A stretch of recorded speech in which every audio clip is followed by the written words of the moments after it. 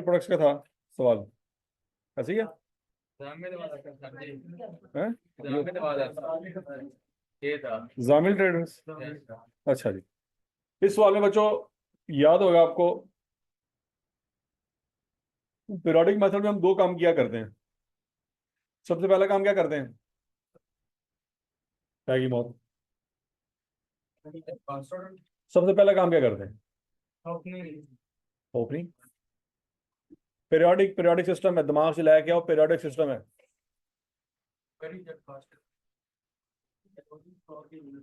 Closing stock के units निकालते हैं, खोते हो दर फिटाए मत ਤੁਹਾਡੇ सारे ने। सबसे पहला काम हमने क्या किया था, याद करो। अच्छा अच्छा अच्छा, सबसे पहला सवाल याद करो जो आपको करवाया था मैंने, वो ये सवाल था, याद है? ये वाली चीजें तो याद होगी ना आपको, कि अभी मेरे तो मौत पे आ गई। याद है ना? ये 7,74,353, ये 7,60,000, कुछ कुछ याद आ रहा है? तो सबसे पहला काम हमने बच्चों क्या किया था, क्लोजिंग स्टॉक के यूनिट्स निकाले थे इस फार्मूले से। याद करो, सबसे पहला काम क्या होता है, क्लोजिंग स्टॉक के यूनिट्स निकालते हैं। दूसरा काम क्या होता है, पर यूनिट कॉस्ट निकालते हैं। किस फार्मूले से? वेटेड एवरेज के फार्मूले से। फिर क्या करते हैं, फिर उन दोनों को मल्टीप्लाई करते हैं। ये जो किया हुआ है वही याद नहीं आ रहा है। क्या ये कोई 5 साल पहले किया था?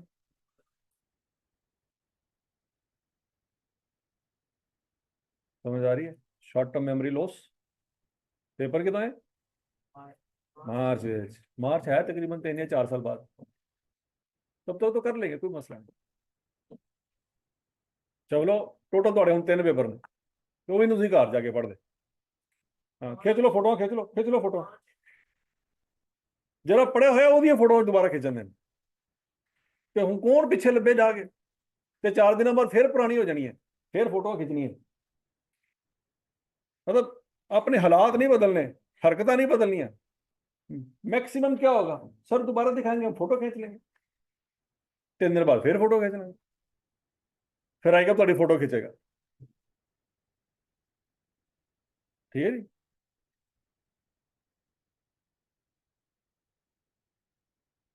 अच्छा जी, तो बच्चों सबसे पहला काम हमारा ये होता है पीरियोडिक सिस्टम में कि हम क्लोजिंग स्टॉक के यूनिट्स निकालते हैं। लेकिन यहाँ पे उसने क्लोजिंग स्टॉक के यूनिट्स आपको खुद ही बता दिए हैं। कितने पड़े हुए हैं? 3715 पड़े हुए। कितने पड़े हुए हैं? 3715। अच्छा, ये जो 3715 पड़े हुए हैं ना, ये कंप्यूटर के हिसाब से पड़े हुए हैं। किसके हिसाब से पड़े हुए हैं? कंप्यूटर के हिसाब से पड़े। कैसे पता लगा? कहता है as per physical inventory carried out at month end 315 units were found short. तो मुझे बताओ, इस 3715 में 315 यूनिट ऑलरेडी माइनस हो चुके हैं या अभी करने हैं? कैसे पता लगा? कैसे पता लगा? फिजिकल तौर पे नहीं हो सकता ये फिजिकल हो, आपको कैसे पता लगा? तो नहीं, ये कोई जवाब नहीं है। ये तो मैंने आपको बताया ना, कंप्यूटर का डाटा है। आपको कैसे पता लगा कंप्यूटर का डाटा है? ये तो मैंने आपको बताया। अगर मैंने आपको ना बताया होता। किनको? Very good answer. अगर चोरी शुदा यूनिट यहां पे माइनस हो चुके होते तो ऊपर नजर आ रहे हो।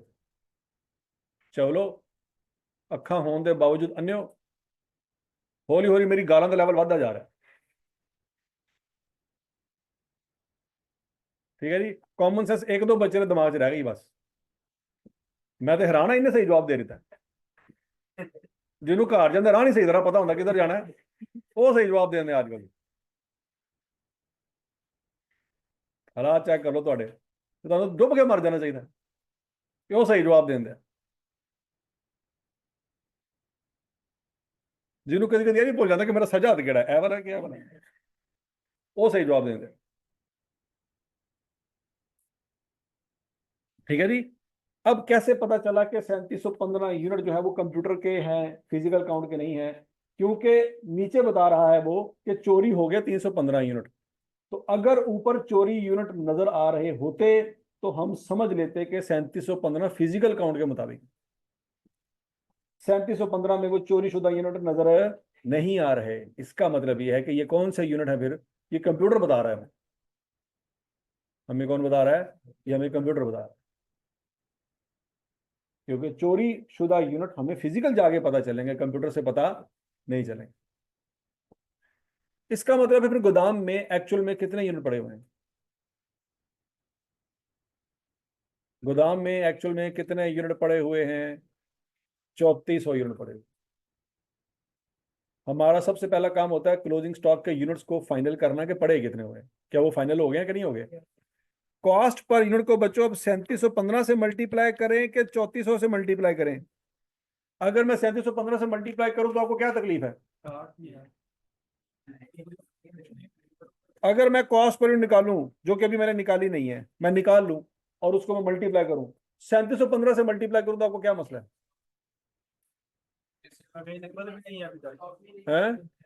कि जो यूनिट स्टॉक में ही नहीं है आप उसकी भी कॉस्ट कैलकुलेट करके बैठे हुए हो, तो उनसे मल्टीप्लाई नहीं करना चाहिए। तो आई क्या आपने जानबूझ कर इन यूनिट्स को बोल्ड करके लिखा है कि आप गलती से 3715 से मल्टीप्लाई कर। समझ आ रही है? अच्छा, तो जब बच्चों आप 3400 से मल्टीप्लाई करोगे तो चोरी शुदा यूनिट का नुकसान ऑटोमेटिकली रिकॉर्ड हो जाएगा या अलग से करना पड़ेगा? हो जाएगा। कैसे हो जाएगा?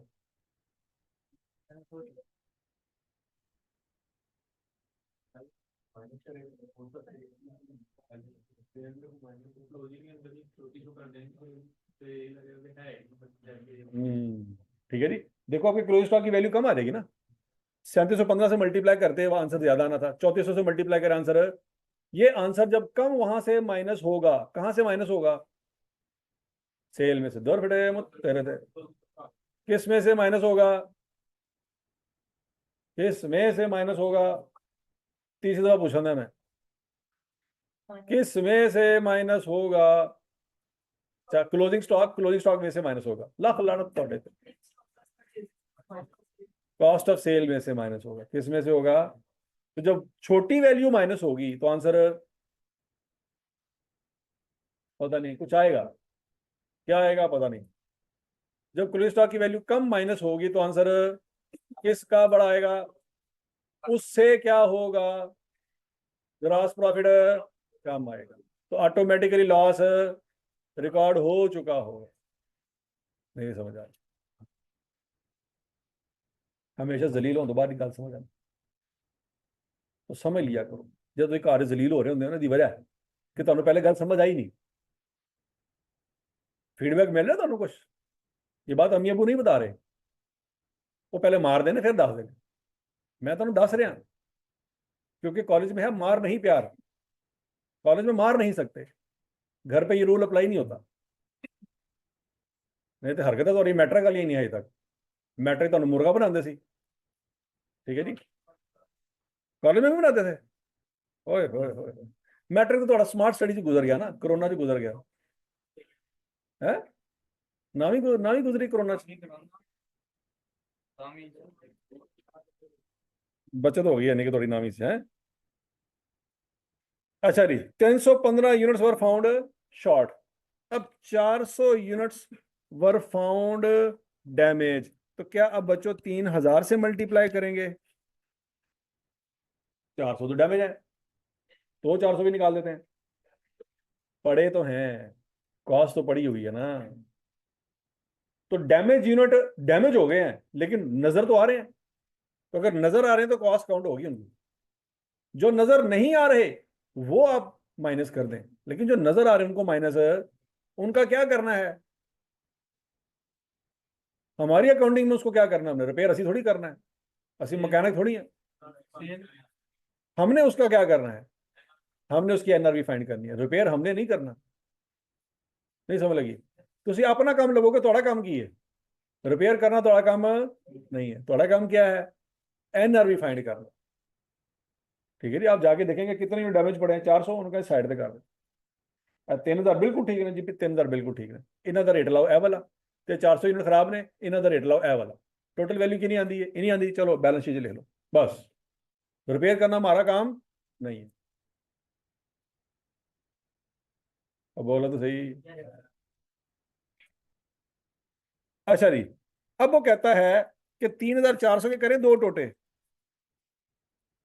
3,400 कितने टोटे करें? दो टोटे, बल्कि तीन टोटे करें। कितने टोटे करें? एक 3,000 वाला टोटा, एक 300 वाला टोटा, और एक 100 वाला टोटा। ये पॉइंट समझ आ गया थी? अच्छा जी, कर लिया। वैसे 3,400 को मल्टीप्लाई करेंगे तो बच्चों क्या निकल आएगा? क्या निकल आएगा बच्चों? टोटल कॉस्ट निकल आएगी। क्या निकल आएगी? तो क्या ये वैल्यू बैलेंस शीट में लेके जाएंगे? ये नहीं लेके जाएंगे। हमने क्या लेके जाना है? एन, लोअर ऑफ कॉस्ट और एनआरवी।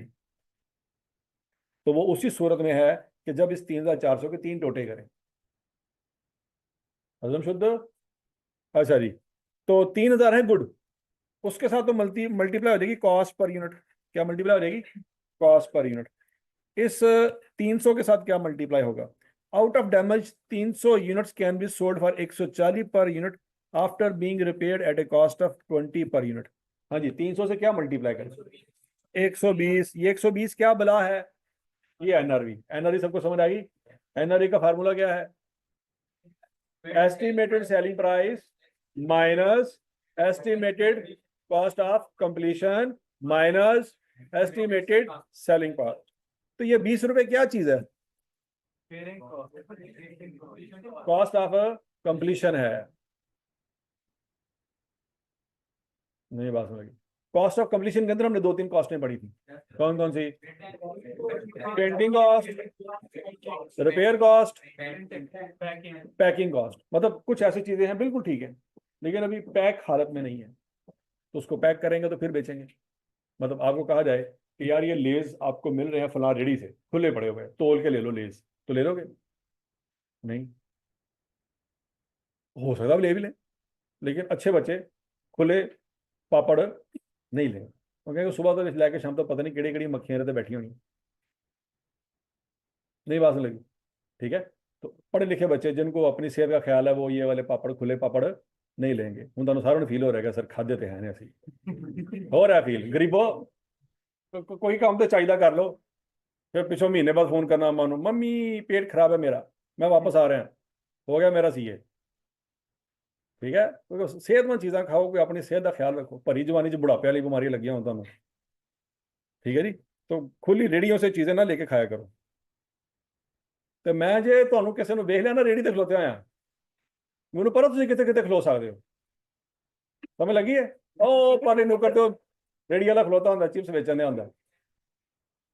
ਠੀਕ ਹੈ, ਉਹ ਵੀ ਕਿਸੇ ਜ਼ਮਾਨੇ 'ਚ ਪੀਆਰਸੀ ਕਰ ਰਿਹਾ ਸੀ। ਸਮਝ ਆ ਰਹੀ ਹੈ? ਕਦੀ ਕਦੀ ਤੁਸੀਂ ਲੇਸ ਲਵੋਗੇ ਨਾ, ਤੇ ਜਿਹੜੇ ਕਾਗਜ਼ ਰੱਖ ਕੇ ਦੇਖ ਨਾ, ਧਿਆਨ ਨਾਲ ਵੇਖ ਨਾ, ਥੱਲੇ ਕਿਉਮ ਦੇ ਫਾਰਮੂਲੇ ਲਿਖੇ ਹੋਣਗੇ। तो कोई एक आधा फार्मूला समझना है तो करो भी पूछ लिया करो कि यार ये तो दसी की करना है। ठीक है, तो दसेगा फिर। अच्छा जी, अब अगला क्या कह रहा है? Remaining damage unit have no, इसको किससे मल्टीप्लाई करेंगे? 0 से मल्टीप्लाई करेंगे। तो इन सबको मल्टीप्लाई करके जमा करेंगे तो बच्चों ये जो बला आएगी ये क्या होगी? ये एनआरवी होगी। दौर फिटे लोअर ऑफ कॉस्ट और एनआरवी लोअर होगी। क्यों? क्योंकि ये एनआरवी नहीं है, ये क्या है? ये कॉस्ट पर यूनिट है। इन सबको मल्टीप्लाई करके जमा करेंगे तो कॉस्ट भी नहीं आनी और एनआरवी भी नहीं आनी। क्या आनी है? लोअर ऑफ कॉस्ट और एनआरवी आनी, क्योंकि उनमें एक चीज कॉस्ट है। समझ लगी थी? तो बच्चों ये 300 यूनिट तो आपके निबड़ गए, निबड़ गए ना। 300 को किससे मल्टीप्लाई कर दें? 120 से। क्या आंसर आएगा? है कि क्या? तो 29,000। और ये क्या आएगा? 0। अब छापर आएगा 3,000 यूनिट का। इन 3,000 यूनिट को किससे मल्टीप्लाई करना है? कॉस्ट पर यूनिट से। कॉस्ट पर यूनिट की हमें वर्किंग करनी ही पड़ेगी। कौन सी वर्किंग करनी पड़ेगी? वो जो यूनिट्स को उनके रेट से मल्टीप्लाई करके टोटल अमाउंट निकालते हैं और फिर टोटल यूनिट्स पे डिवाइड करते हैं। वो वर्किंग याद आ रही है ना आपको? तो बच्चों ये यूनिट्स आपको दिए हुए हैं। अब किस किस को किस किस से मल्टीप्लाई करके जमा करना है, ये जरा ध्यान से। किसको किससे मल्टीप्लाई करके जमा करना है? सर 4500 को 120 से करेंगे, ठीक है। 2700 को 125 से, हाँ जी। और सर फिर 2650 को 130 से। ठीक है, परचेज इसको ऐसे कर दिया बच्चों, यस सर। इसको इससे कर दिया, ये तो नहीं करना, इसको माइनस करेंगे सर। इससे मल्टीप्लाई कर दिया, लेकिन ये माइनस होगा, क्यों? परचेज रिटर्न है। Yes sir. फिर इसको इससे मल्टीप्लाई कर दिया, इसको माइनस करेंगे। माइनस करेंगे। माइनस क्यों करेंगे? सर, क्योंकि ड्राइंग है। अच्छा, याद रखना, ये बड़ी चवल मारी आई कैब ने वैसे, अगर आप नोट करें, पिछले सवाल में ड्राइंग हुई थी, याद है? इस सवाल में ड्राइंग हुई थी, उसने नहीं बताया था रेट क्या होगा। मतलब माल को उठा के घर लेके जा रहा माल, तो वो आपको बता के देगा किस रेट पे लेके जा रहा हूं। तो असूली तौर पे तो मालिक वो माल उठा के घर ले गया, उसको नहीं चाहिए कि वो रेट बताए कौन सा है, या उसको पता ही नहीं होना चाहिए। क्या मालिक को रेट पता होता है कि मैं कौन सा वाला माल उठा के घर लेके जा रहा हूं? जितनी बड़ी कंपनी होगी उतना मालिक के काम कम होंगे, क्यों? उतने कामों के लिए उसने बंदे रखे हुए हैं। तो क्या परचेजिंग मालिक खुद कर रहा होगा? परचेजिंग मालिक तो नहीं कर रहा होगा, उसने को मुलाजिम रखा होगा परचेज मैनेजर के नाम से। नहीं समझ आ रही? अगर तो मालिक की एक दुकान है, दुकान पे ही वो बैठा हुआ है, तो फिर तो बाइंग भी वही कर रहा है, सेलिंग भी वही कर रहा है, फिर तो कोई टेंशन वाली बात ही कोई नहीं। लेकिन अगर मालिक का एक बड़ा सेटअप है, उसको नहीं पता है कि मैं जो माल उठा के घर लेके जा रहा हूँ ये कौन से वाला है, ठीक है, वो मैक्सिमम अकाउंटेंट को ये बता देगा कि यार वो मैं कल 2000 यूनिट चुके घर लै गया सी, या वो ये भी नहीं बताएगा, वो कहेगा मैं इन्हें क्यों दसा, आप ही लबे, इन्हें सैलरी का दी मैं देना। तो समझ आ रही कि नहीं आ रही?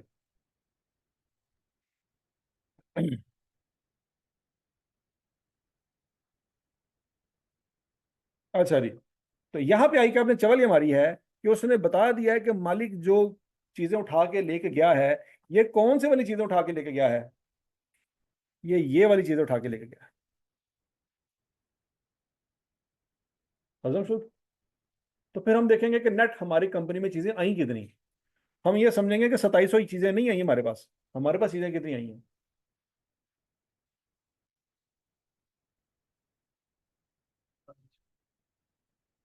2700 यूनिट हमारी कंपनी में नहीं आए।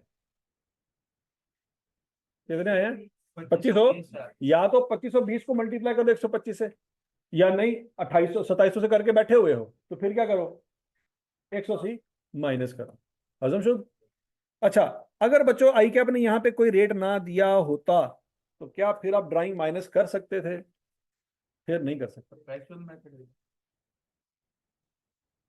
फिर आप ड्राइंग माइनस नहीं कर सकते थे, क्योंकि आपको तो पता ही नहीं रेट क्या है, और रेट आप निकालोगे तो रेट लगेगा ना, रेट तो आपको पता ही नहीं है।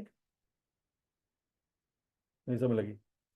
मतलब आई कैप अगर आपको बताए कि मालिक 180 यूनिट उठा के घर चला गया, रेट कोई नहीं बताया उसने, जैसे पिछले सवाल में उसने रेट बताया था, पिछले सवाल में उसने कोई रेट नहीं बताया, और वो ऐसे ही हो सकता है इस सवाल में भी ना रेट बताता।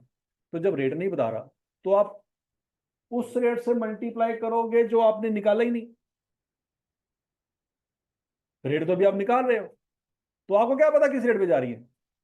डेट। पॉइंट समझ लग गया? नहीं समझ लगा? ठीक है जी। तो या तो फिर वो अजम्पशन बता देगा, नीचे सवाल में कुछ बताएगा, हमें क्या बताएगा कि ये जो 180 की यूनिट्स उठा के वो घर ले गया, वो किस परचेज में से उठा के घर ले गया, या तो ये बता देगा, बता देगा तो वो वाला रेट लगा लेंगे जो गुड्स उठा के वो घर ले गया। लेकिन अगर वो ना बताया आई कैप, अब एक चीज आप आई कैप आपको बता ही नहीं रहा, तो अब धक्के से उसको कैसे निकाल सकते हैं? पॉइंट समझ आ रहा है? फिर हम ड्राइंग को माइनस नहीं कर सकते, हम सिर्फ opening stock, purchases, purchase return और पे वाली परचेज ले लेंगे, सेल रिटर्न भी नहीं लेंगे और सेल भी नहीं लेंगे। यहां तक की बात सुन लगी? और ड्राइंग भी नहीं लेंगे, क्योंकि ड्राइंग का रेट नहीं हमें पता। सवाल है वेटेड एवरेज का, तो क्या हम इसमें फाइफो लगा लें कि सर वो लेटेस्ट परचेज में से माल उठा के घर लेकर गया होगा? भाई तुम्हें कैसे पता? तो हम ये अजम्पशन नहीं ले सकते। या तो वो बता दे फलां तारीख की परचेज थी, उसमें से माल उठा के घर ले गया, ठीक है, उस दिन का रेट लगा लो। अगर नहीं लगा रहे रेट, उसने नहीं दिया वो सवाल में, तो हम फिर ड्राइंग को माइनस नहीं कर सकते, हम पहले रेट निकालेंगे फिर ड्राइंग से मल्टीप्लाई करेंगे। तो उस रेट में वो ड्राइंग कैलकुलेट नहीं हो सकती। और लॉजिक समझ आ रही मैं क्या कह रहा हूँ? और बोलो तो सही। वो जो इस सवाल में उसने दिया हुआ है तो आप यूज कर सकते हैं। सेल रिटर्न नहीं लेनी, सेल्स नहीं लेनी, तो बच्चों जरा रेट निकालो क्या आता है, जल्दी करो।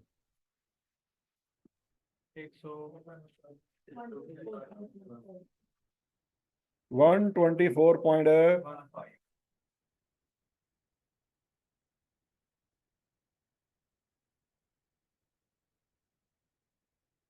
ठीक है जी। किसको 124.1 से 15 से मल्टीप्लाई करेंगे बच्चों? 124.15 से 3,000 को मल्टीप्लाई करेंगे। 36,000 रुपये हमारे पास पहले ही आ चुका है।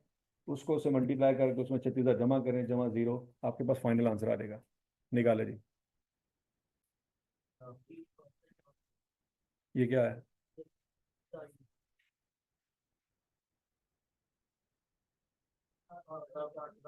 4,08,450। बच्चों अगर कॉस्ट निकालनी हो, सवाल में क्या निकालनी हो, कॉस्ट निकालनी हो, तो 124.15 को मैं 3400 से मल्टीप्लाई करूंगा। किससे मल्टीप्लाई करूंगा? 3400 से मल्टीप्लाई करूंगा, ये मेरे पास आ जाएगी कॉस्ट। कॉस्ट निकालो।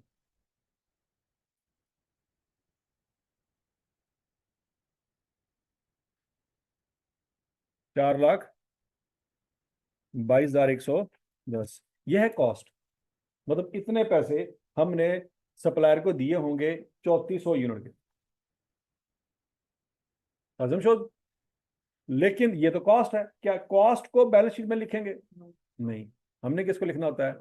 लोअर ऑफ कॉस्ट और एनआरवी। तो बच्चों यहाँ पे 3,000 यूनिट की कॉस्ट लोअर थी, इन 3,300 यूनिट की एनआरवी लोअर थी, और इन 100 यूनिट की भी क्या लोअर थी?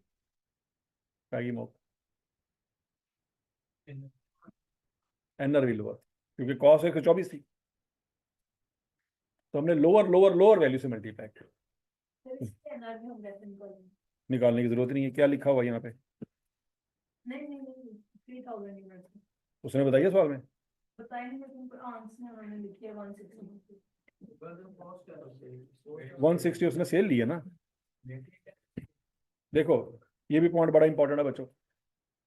अगर देखो एनआरवी में सेल प्राइस जो यूज होती है वो फ्यूचर की यूज होती है। किसकी यूज होती है? फ्यूचर की। कि भाई आप 31 दिसंबर की रात को खड़े हो, ये माल आपके पास मौजूद है, ये भी सेल नहीं हुआ, और ये सेल नहीं हुआ तभी तो आपके पास पड़ा हुआ है। तो ये सेल कब होगा? दिसंबर में। दिसंबर तो गुजर चुका। ये सेल कब होगा? जनवरी में। तो जनवरी की सेल प्राइस जो होगी, अगर सवाल में दी हुई है, तो वो एस्टिमेटेड सेल प्राइस होगी। लेकिन अगर दिसंबर जनवरी की सेल प्राइस आपको सवाल में नहीं दी हुई, तो फिर मजबूरन क्या करना पड़ेगा? जो लेटेस्ट सेल प्राइस आपके पास सवाल में अवेलेबल होगी, वही आपकी एस्टिमेट सेल प्राइस होगी, क्योंकि मार्केट में करंट रेट यही चल रहा होगा। नहीं बात लगी? देखो पहले सेल क्या थी यहाँ पे? 150। ये सेल रिटर्न किस पे हुई? 150 पे। अब सेल किस पे हो रही है? 108 पे। हो सकता है अगले महीने की, यहाँ पे अगला महीना मार्च है, हो सकता है वो आपको कहता कि भाई सर 7 मार्च को हमारी सेल प्राइस 170 है, तो हमारी एस्टिमेटेड सेल प्राइस क्या होगी? 170 होगी। लेकिन अगर उसने नहीं दी, तो उसने सवाल में, तो मजबूरन हमें क्या अज्यूम करना पड़ेगा कि लेटेस्ट हमारे पास डाटा में जो सेल प्राइस है वो कितनी है, तो वो 160 चलेगी अगले महीने में। हजम शुद्ध? कोई इतराज है किसी को कोई? सेल प्राइस फ्यूचर की होती है, किसकी होती है? क्योंकि एनआरएम में जो कुछ भी ले रहे हैं वो कौन सा ले रहे हैं? एस्टीमेट। और एस्टीमेट से मुराद क्या है? माजी का खर्चा? नहीं, फ्यूचर का। उसी का तो अंदाजा लगा रहे हैं। माजी में अंदाजा लगा सकते हैं?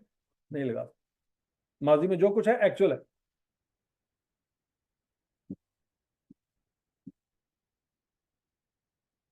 हजम शुद्ध? हाँ जी, और कोई मसला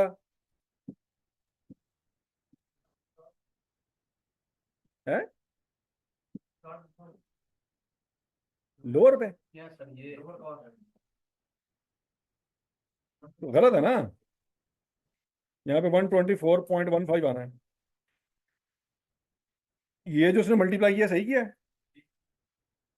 मल्टीप्लाई उसने मेरा ख्याल 3 इससे ही किया हुआ है, ऐसे ही है। बस यहाँ पे गलती लिखी हो गई उससे।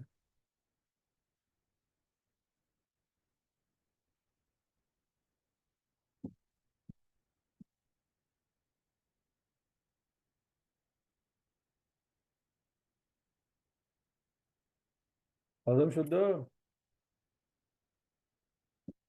मौला बख्श।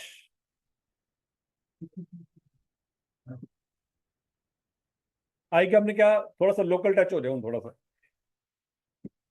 अच्छा जी बच्चों, अब इस सवाल में देखो, इस सवाल में शॉर्टेज भी है और इस सवाल में ड्राइंग भी है, लेकिन शॉर्टेज और ड्राइंग के यूनिट्स का रेट बताया उसने सवाल में?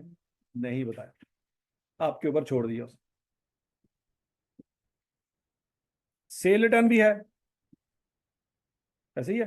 अब इस सवाल में परचेज रिटर्न नहीं है, सेल रिटर्न है। है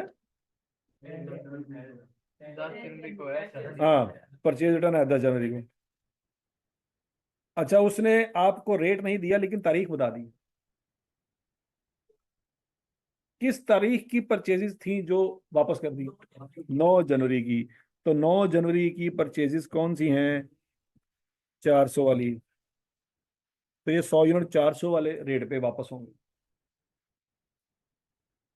हजम शुद्ध। मैंने आपको बताया था कि अगर वो रेट नहीं बताएगा तो फिर आपको कोई हवाला दे देगा कि किस तारीख की परचेज हैं जो वापस हो रही हैं, या किस तारीख की परचेज हैं जो ड्राइंग में जा रही हैं, तो वो रेट लगा लेंगे। हजम शुद्ध। At the end of the month, the estimated selling price of product A was 300 and the cost of realization was 150. Realization से क्या मुराद है?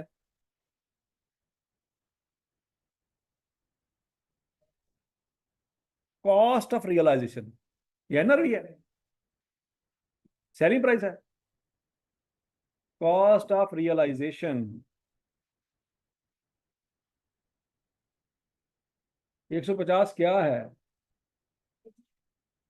अंग्रेजी अंग्रेजी अंग्रेजी गोड़िया गिटाए जो बैठी है।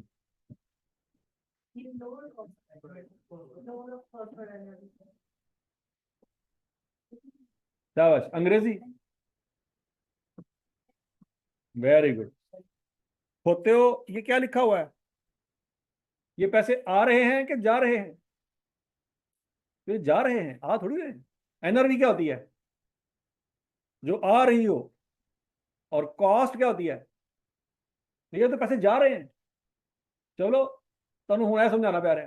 कॉस्ट आ रही है, सेल जा रही है। हूं एवं याद रखना पैना। तो जिन्ना मैं समझदा यार इन्होंने अंग्रेजी आंदी है, थोड़ा बहुत समझ जाएंगे वो ना। बेड़ा गर्क तुम साबित कर रहे हो आप। कॉस्ट का मतलब क्या होता है उर्दू में? है खर्चा, लागत। ऐसी उर्दू बोलते ना, मैं भी सोची पैना यार की कहने रहे, लागत। ठीक है जी। तो कॉस्ट ऑफ रियलाइजेशन से क्या मुराद है?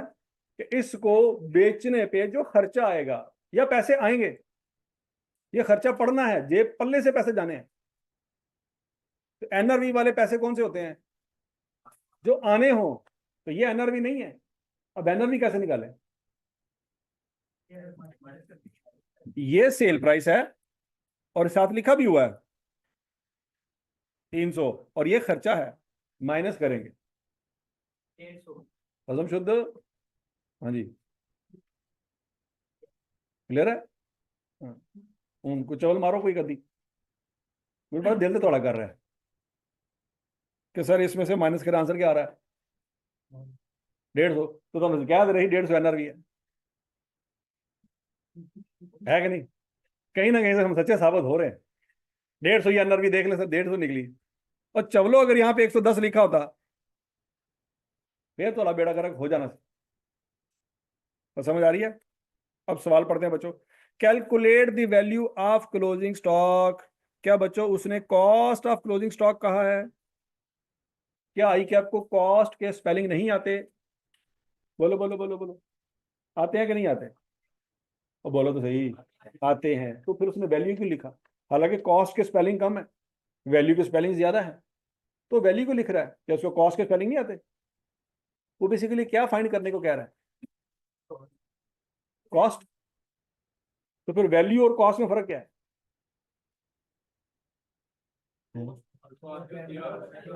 ये तो हमने सोचा ही नहीं। वैल्यू और कॉस्ट में फर्क क्या है?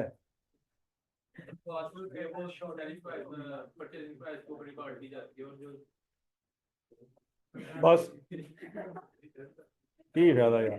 हाँ जी, वैल्यू और कॉस्ट में क्या फर्क है? देखो आई कैप के छोटे छोटे अल्फाज में बड़ी गहराई होती है, तो जब तक आपको गहराई समझ नहीं ना आएगी आपको बात समझ नहीं आनी। कॉस्ट वो पैसे होते हैं जिस पे हमने चीज बाय की है, सप्लायर को जो पैसे दिए। मतलब क्लोजिंग स्टॉक है उसकी जो वैल्यू है, अब हमने इस रेट पे इसको बेचना है। वैल्यू value वो बेचना before after reducing repair cost or acquisition cost. मैंने आपको वैल्यू का उर्दू में तर्जमा लिखवाया था, बल्कि अंग्रेजी में भी लिखवाया। हाँ जी, याद आया कुछ कुछ? किताबा खोल के ले लो, लिखा है तुसी। मैंने कहा था एक दौर आएगा तो को मैं पूछांगा तो मतलब नहीं आएगा। मैंने आपको ब्रैकेट में एडवांस में लिखवाया हुआ, कटो अपने नोट्स, थोड़ा सत्यानाश। चलो मुझे पता था आपने क्या चवल मारनी फ्यूचर में, मैं आपका फ्यूचर पहले प्रेडिक्ट करके बैठा हुआ था।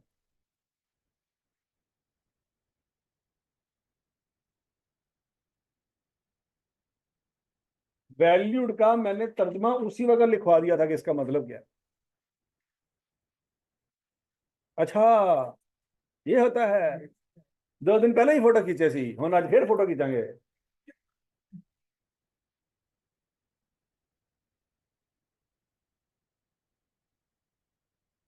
और समझ आ गई है? क्या आई कैप को नहीं पता था कि कॉस्ट लिखनी होनी थी चाहिए थी मुझे, मैंने वैल्यू क्यों लिख दी है? नहीं, आई कैप ने सोच समझ के वैल्यू का वर्ड लिखा है। बात समझ आ गई है? वो ये भी कह सकता था calculate the cost of closing stock. Grammatically क्या इस अंग्रेजी के जुमले में कोई मसला था? कोई मसला नहीं होना था। Calculate the cost of closing stock लिखा होता आई कैप ने, कोई टेंशन वाली बात नहीं हुई थी। उसने जानबूझ के कॉस्ट की जगह क्या लिखा वर्ड? वैल्यू, ताकि मैं देख सकूं बच्चों को समझ भी आती है मेरी बात कि नहीं आती।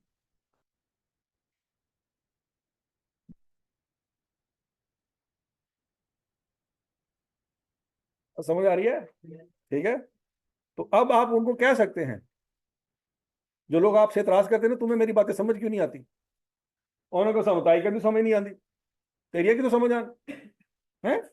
Calculate the value of closing stock. नहीं बात समझ लगी? कल को तुम्हें कहा ना कि अब तुम्हें मेरी बातें समझ नहीं आती, उन्होंने क्या पहले असला मतलब दस मैं रहना तीनों किन्नी की समझ आई, फिर मेरे को पूछे समझ आई कि नहीं। आप तो जलील होंगे लाइव क्लास के, ठीक है जी। Calculate the value of closing stock and cost, check करो। मतलब समझ रहे हो बात को? ऐसा नहीं है कि आई के आपको स्पेलिंग नहीं आते थे कॉस्ट के, साथ ही उसने कॉस्ट लिखी है, कॉस्ट ऑफ सेल अंडर। अब यहां पे देखो उसने क्या वर्ड यूज किया है, पीछे क्या कह रहा था, यहां पे क्या कह रहा है। तो आई कैप के सिस्टम में थोड़ा सा लोचा है, लेकिन हमने उसको समझना है। समझ आ रही है? जब वो मेथड कहेगा तो हमें पता है कि ये सिस्टम की बात ही कर रहा है। परपेचुअल मेथड कह दे तो क्या हम आई कैप को कुछ कह सकते हैं? नहीं कह सकते। हमारे मुताबिक वो परपेचुअल सिस्टम की ही बात कर। हजम शुद and FIFO, using FIFO and weighted average method. होना चाहिए सवाल के नहीं होना चाहिए? दोनों पड़े हुए परपेचुअल सिस्टम है ना। अच्छा सुनो बच्चों, क्या उसने कहा है कि स्टॉक कार्ड बनाओ? उसने नहीं कहा। तो फाइफो का जुगाड़ आपके पास है, फाइफो में कार्ड बनाने की जरूरत नहीं है। किसकी जरूरत है? खोते हो फाइफो में किसकी जरूरत है? फाइफो में किसकी जरूरत है? फाइफो मेथड में आंसर निकालने के लिए किसकी जरूरत है?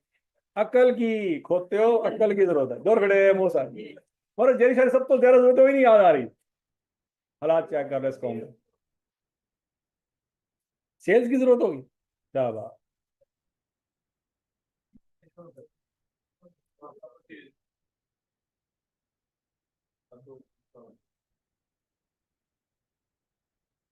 चलो भाई, ये सवाल होना चाहिए आपसे, करो।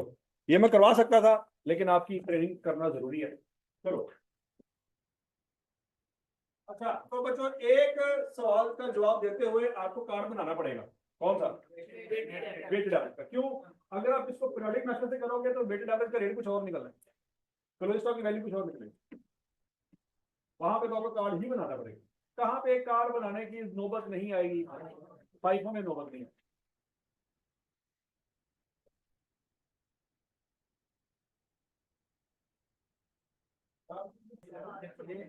ऐड होगा इसको ऐड करके ये जो टोटल बने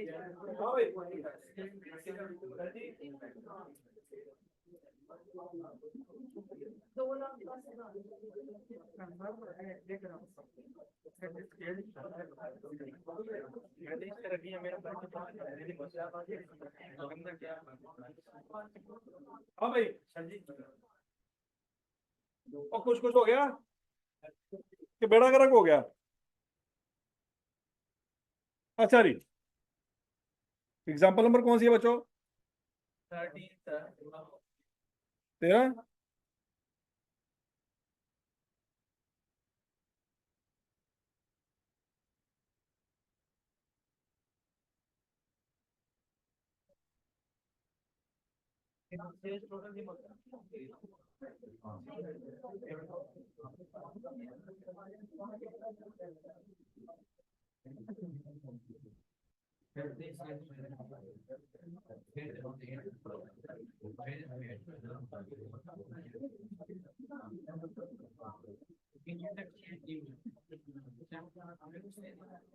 अच्छा जी,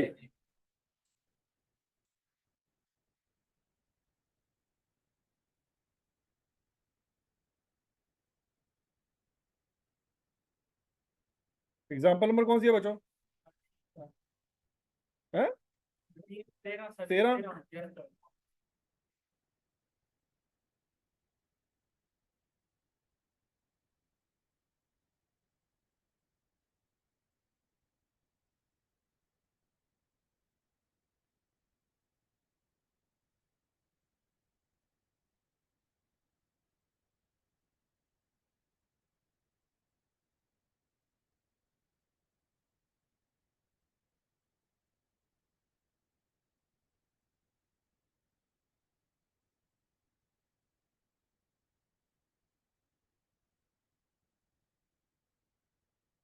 सवाल का नाम क्या था?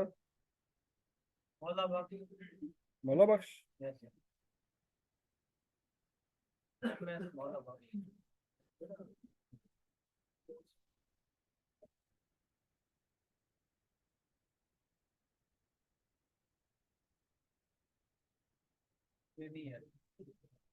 ये नहीं है।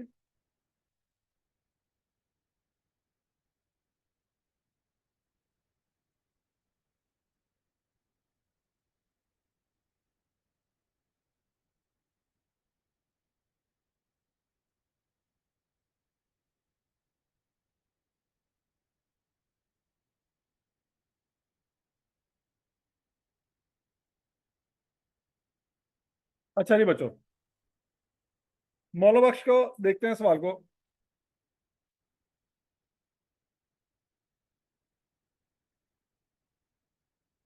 हमारे पास इस वक्त गोदाम में फिजिकली कितने यूनिट पड़े हुए हैं? 565 पड़े हुए हैं, ऐसी है। फाइफो की बात कर लें पहले के वेटेड एवरेज की बात कर लें? वेटेड एवरेज की बात। हौसला हौसला, एक मिनट एक मिनट। ओपनिंग यूनिट आपके पास कितने हैं जी? 40 इंटू 400 इज इक्वल टू 16। ये क्लियर है सबको? फिर 100 यूनिट लिए किस रेट पे? अमाउंट कितनी बन गई? तो टोटल अमाउंट कितनी हो जाएगी बच्चों? 140 यूनिट हो जाएंगे और 66,000 अमाउंट हो जाएगी। तो ये रेट निकल आएगा। फिर कितने यूनिट इशू किए? 3 जनवरी को 50 यूनिट इशू किए और 4 जनवरी को 10 यूनिट इशू किए। तो जब 50 इशू किए, पीछे कितने रह गए? फिर 10 इशू किए, पीछे कितने रह गए? इशू करते वक्त रेट चेंज नहीं होता, याद है? इशू करते वक्त रेट चेंज नहीं होता। फिर माल आया, कितना आया? 200 यूनिट। किस रेट पे? 300 पे। टोटल अमाउंट कितनी होगी? पीछे कितने यूनिट पड़े हुए थे, उसमें 200 जमा हो गए, कितने हो गए? पीछे अमाउंट कितनी थी? 37,000, उसमें कितने जमा हो गए? 60,000। टोटल अमाउंट कितनी होगी? 97,720। यहाँ तक एग्री? तो बच्चों ये वाला रेट निकल आएगा, सबका रेट निकल आया था। अच्छा जी, उसके बाद फिर 300 यूनिट और आए 700 के रेट पे। अमाउंट कितनी बनती है? 210। तो बच्चों 280 में 300 जमा हुए 580, और 97,000 में 2,10,000 जमा हुआ 3,07,000 हो गया। तो बच्चों ये रेट निकला है सबका 531। फिर उसके बाद 200 यूनिट बेचे किस रेट पे 531 के हिसाब से, ये अमाउंट निकल गई। 580 में से कितने रह गए 380 रह गए, ठीक है। फिर 100 यूनिट मेरा ख्याल है वापस आए, 100 यूनिट वापस आए तो 380 से बैलेंस बढ़ जाएगा कि कम हो जाएगा, बढ़ जाएगा। तो वापस आए तो उसी रेट पे रिकॉर्ड करेंगे, जिस जो रेट आपके पास पड़ा हुआ उसी पे रिकॉर्ड करेंगे। ये एक चीज रह गई थी जो हमें समझ नहीं आई थी। हमने सेल के ऊपर भी पढ़ लिया था, परचेज के ऊपर भी पढ़ लिया था, परचेज रिटर्न पे भी पढ़ लिया था, ड्राइंग पे भी पढ़ लिया था, शॉर्टेज पे भी पढ़ लिया था कि रेट कौन सा लगता। सेल रिटर्न रहती थी हमारी। तो आज हमें ये चीज कंफर्म हो गई है कि सेल रिटर्न पे भी रेट चेंज नहीं हो। सेल रिटर्न उसी रेट पे हम रिकॉर्ड करेंगे जिस जिस रेट पे हमारे पास करंट स्टॉक पड़ा हुआ है। करंट स्टॉक किस रेट पे पड़ा हुआ है 531 पे, तो ये जो यूनिट वापस लेंगे 531 पे ही वापस लेंगे। इसकी डिटेल में नहीं जाएंगे कि कब यूनिट बेचे थे। हाँ, अगर अनटिल अनलेस वो खुद बता दे कि ये किस दिन यूनिट बेचे थे उस दिन का रेट ले लेंगे, लेकिन अगर सवाल में नहीं बताया तो हम लेटेस्ट रेट पे ही यूनिट्स को रिकॉर्ड करेंगे। यहां तक की बात सुन लगी। और लॉजिकली देखा जाए तो ये 100 यूनिट इसी में से वापस आए हैं, 200 में से ही वापस आए हैं। नहीं बात सुन लगी। क्या ऐसा हो सकता है कि एक आपने कस्टमर को माल दिया हो 15 दिन बाद आके वो वापस करे? किसी ने वापस करना होगा तो वो क्या करेगा, वो फौरन आके वापस करे, क्योंकि उसको टेंशन है कि बाद में हो सकता है वापस ही ना करे कि भाई तुम 2 महीने बाद आया मुंह चौक के, तो 2 महीने पता ही नहीं चल रहा कि माल खराब है। समझ आ रही है? आपने कोई अगर कोई शर्ट परचेज की है, आपने घर जाकर ट्राई की है, शर्ट पूरी नहीं आ रही, तो क्या 2 महीने बाद वापस करेंगे? क्या है, पहले छोटा भरा पाल है, क्या करेंगे?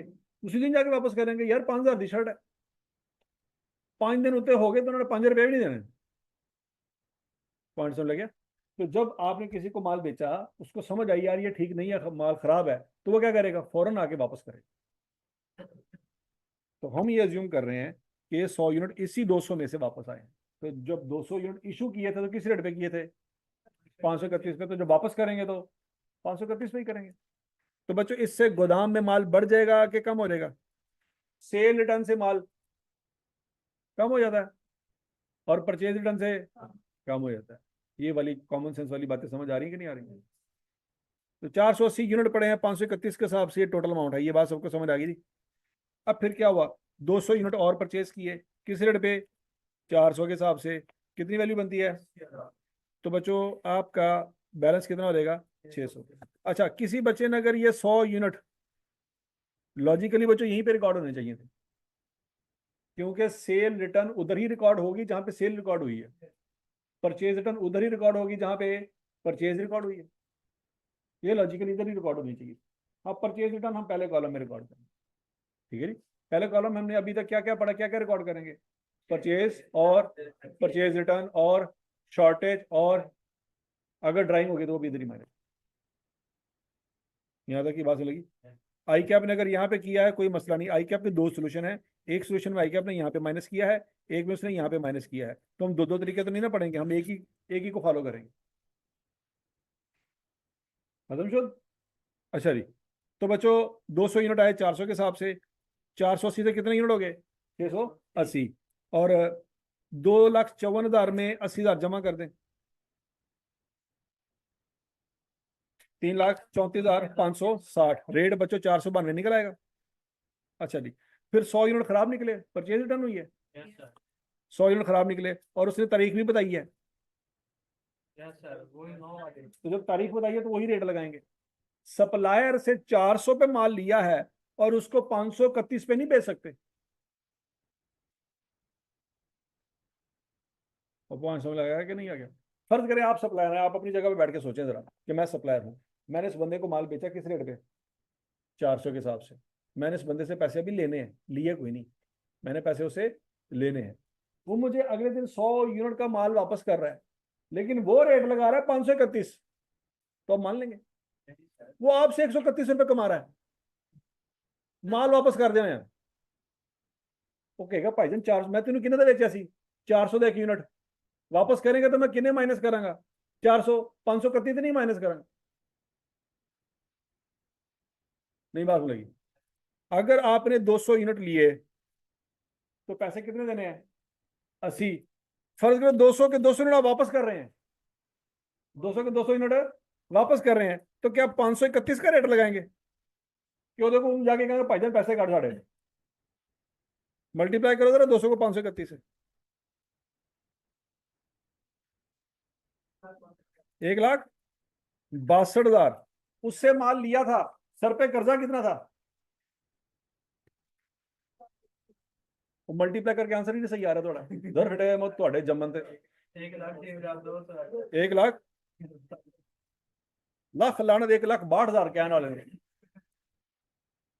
ਇਹਨੇ ਕਾਊਂਟਰ ਬੰਦਾ ਜਾ ਕੇ ਧਨੀਏ ਤੇ ਪੁਦੀਨੇ ਦਾ ਹਿਸਾਬ ਲਾ ਘਰ ਜਾ ਕੇ, ਛੀਏ ਕਹਿੰਦਾ ਛੀਏ ਬੋਲਿਆ ਤੇਰੇ ਕੋ ਜਾ ਨਹੀਂ ਰਿਹਾ, ਲੱਖ ਤੋਂ ਤੇ ਤੈਨੂੰ ਗਿਣਦੀ ਨਹੀਂ ਆਂਦੀ ਬਈ,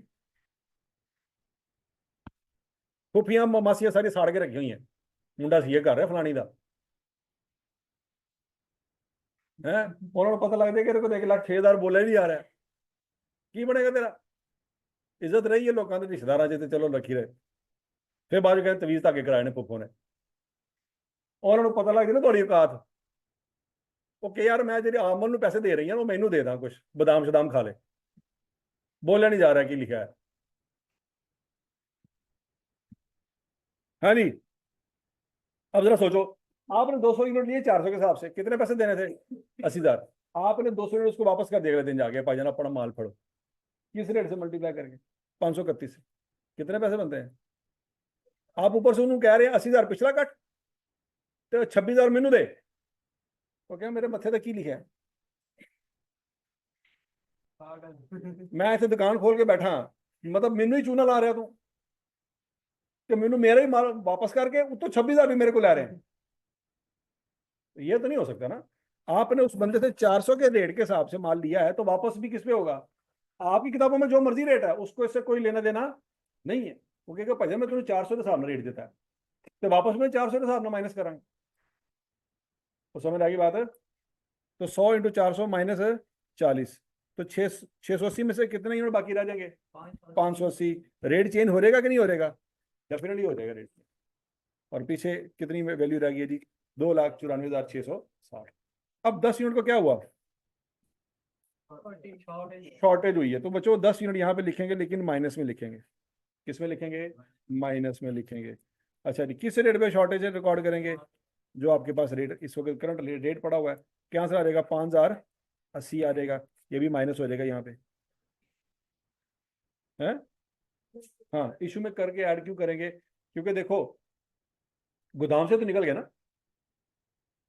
गोदाम से निकल गए, तो यहाँ पे जो आप यूनिट रिकॉर्ड कर रहे हैं वो है जो गोदाम से निकल गए, बेचे हैं निकल गए, चोरी हुए हैं तो आए थोड़ी हैं, निकल गए, तो इशू में ही रिकॉर्ड करेंगे, नहीं समझ लगी। अच्छा, तो 5,080, तो बच्चों यहाँ पे तो वही आंसर आना है जो लिखा हुआ है, इसमें तो कोई गड़बड़ नहीं होनी। अच्छा, ये 5 यूनिट पे आप यहाँ पे रिकॉर्ड कर लें, 5 यूनिट है, माइनस किस रेट पे, 508 पे, क्या मोड आ जाएगी, 2540, माइनस में लिख लें, तो बच्चों यहाँ पे 565 रहेंगे ना, रेट भी 508 ही रहेगा, अमाउंट भी आएगी। वो पता नहीं कौन सा भाई कह रहा था कि सर वो वैल्यू गलत आ रही है, वैल्यू कैसे गलत आ सकती है,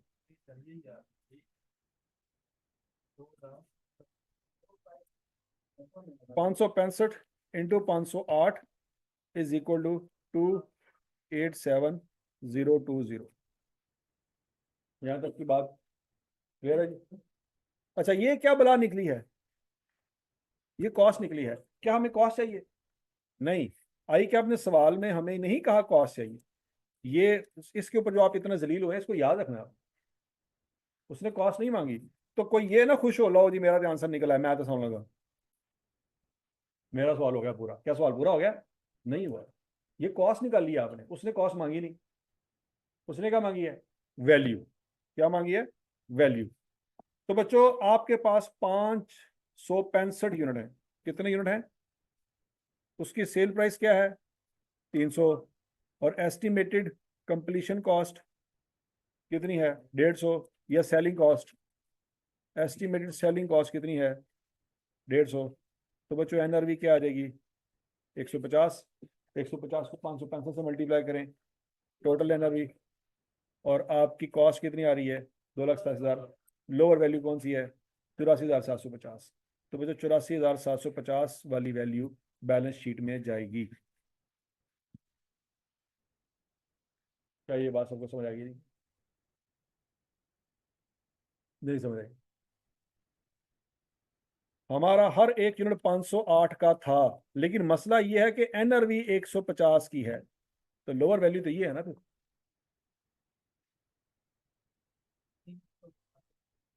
ठीक है जी। तो एनआरवी लॉस समझ आ रहा है बच्चों? एनआरवी लॉस कैसे निकला कि कॉस्ट से कितना नीचे गिर गए, जितना नीचे गिरे हैं वो लॉस। हजम शुद्ध बोलो तो सही। बेटा सबको समझ आ गया जी? इसमें कोई गड़बड़? अब आते हैं फाइफो की तरफ। फाइफो में अब आपको देखो, वेटेड एवरेज का सवाल करके पता लग गया कि गोदाम में 565 यूनिट पड़े हुए हैं। कितने यूनिट पड़े हुए हैं? 565। अब हमने देखना ये है कि कौन कौन से रेट पे पड़े हुए हैं। सवाल देखते हैं बच्चों, कितने यूनिट पड़े हुए हैं बच्चों इस 565 में से? लेटेस्ट परचेज देखो कौन सी है।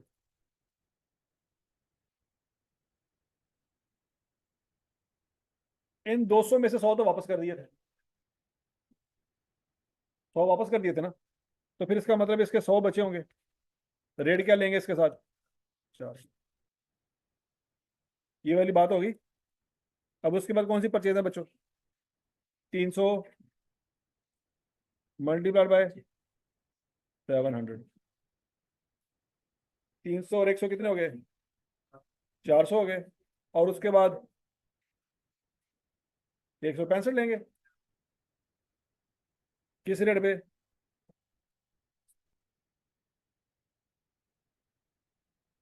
300 पे। करो जरा आंसर निकालो।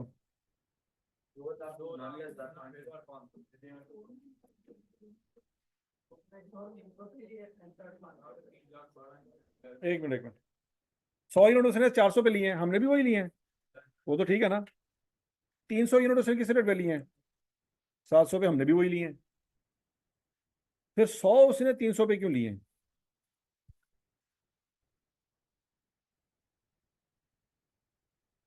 100 उसने किस रेट पे लिए हैं? 300 पे। और फिर बाकी 65 ले लिए उसने 500 पे।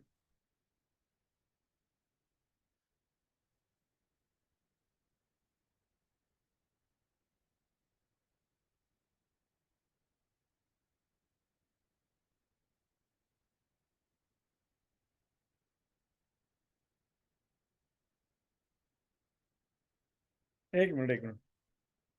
आपके पास कितने में पड़े थे? 40। 100 और आ गया, कितना हो गया? 60 सेल हो गए, कितने रह गए? 90 रह गए। क्या सी रह गए?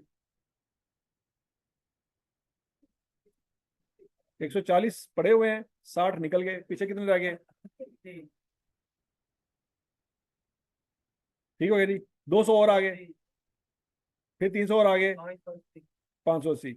सेल हुए कितने? 380। फिर ये 100 ऐड हो गया, फिर 200 और ऐड हो गया, फिर 100 माइनस हो गया, फिर 10 निकले, फिर 5 निकले।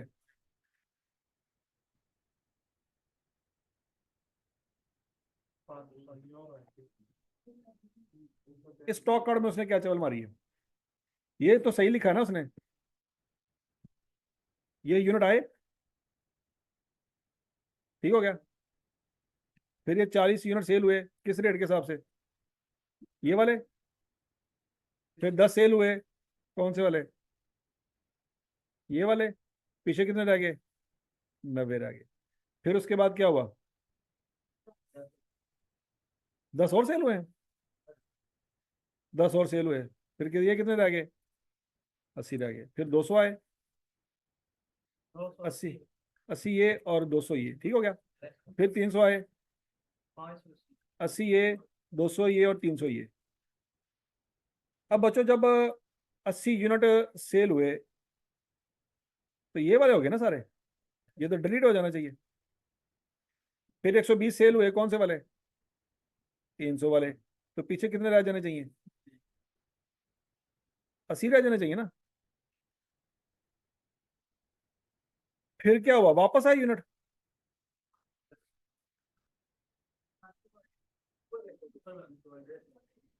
क्या क्या क्या क्या?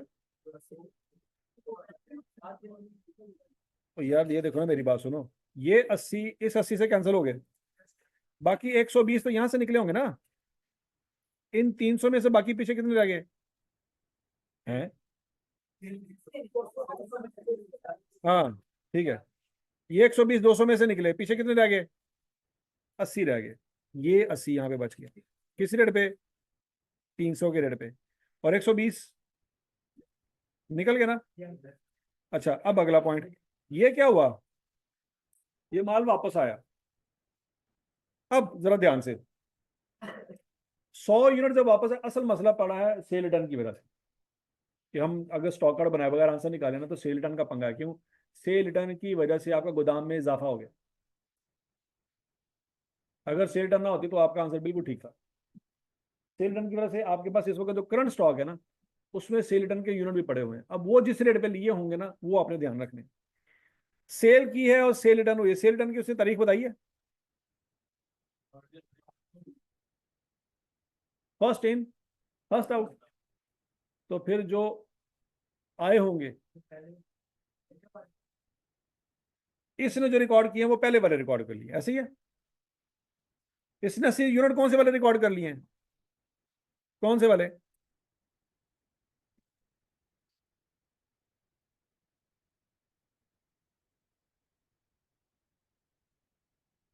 यार ये तो उसने यही रिकॉर्ड किए हुए हैं।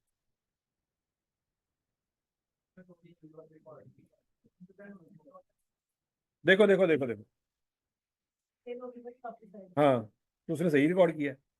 देखो, 7 जनवरी को आपने जो चीजें बेची हैं, 80 यूनिट किस रेट पे बेचे हैं? 500 पे, वही वापस आए।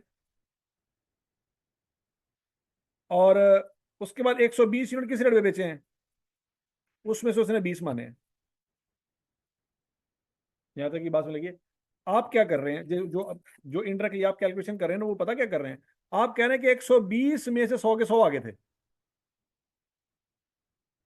अगर आप ये मान लेना कि 100 के 100 यूनिट का रेट 300 था, क्योंकि सबसे लेटेस्ट परचेज कौन सी है? ये 120 यूनिट है 300 वाले। तो आपके हिसाब से जो आंसर आएगा 100 × 300 कितना आंसर आएगा? 30,000। आप 30,000 माइनस कर रहे हैं, जबकि आई कैप कह रहा है कि नहीं यार, ऐसे नहीं है। पुराने यूनिट पहले वापस आएंगे और उसके बाद 120 में से कितने यूनिट वापस आ रहे हैं, वो 20 रिकॉर्ड। ये अजम्पशन है, इसमें आपका कोई कसूर नहीं है।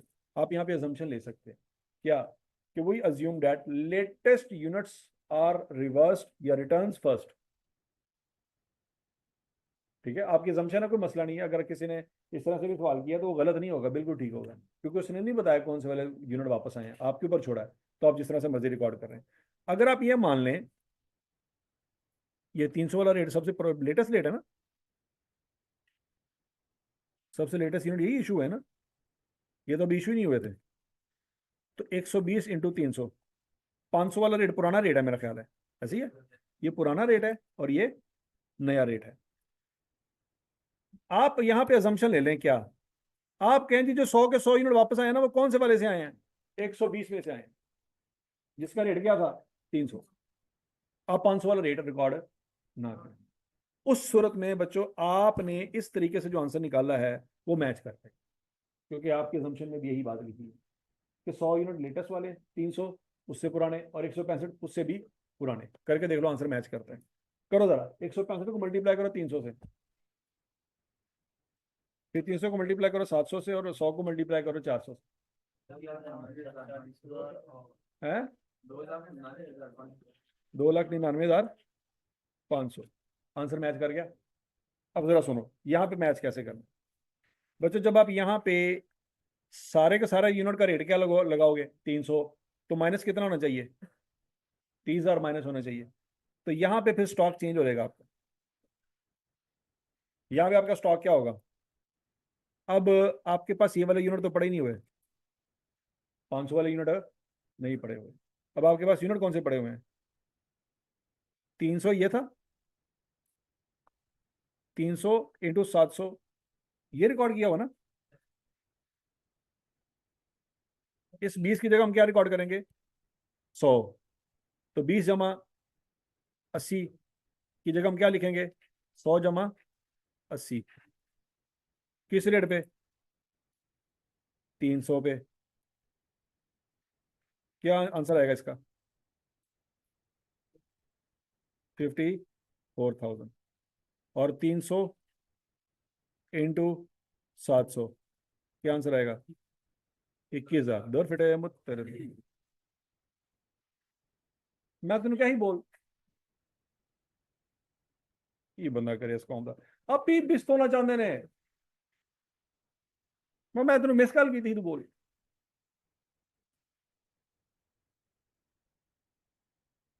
ठीक हो गया जी, 2,10,000। अगर आप यहां से आगे कार्ड शुरू करें तो बच्चों फिर 200 यूनिट आ गए किस रेट पे।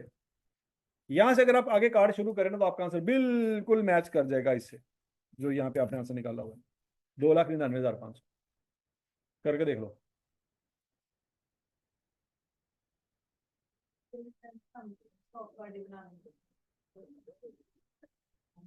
नहीं नहीं, अगर आपकी assumption है कि जो लेटेस्ट सेल थी वही वापस आई होंगी तो आपका ये आंसर बिल्कुल सही है।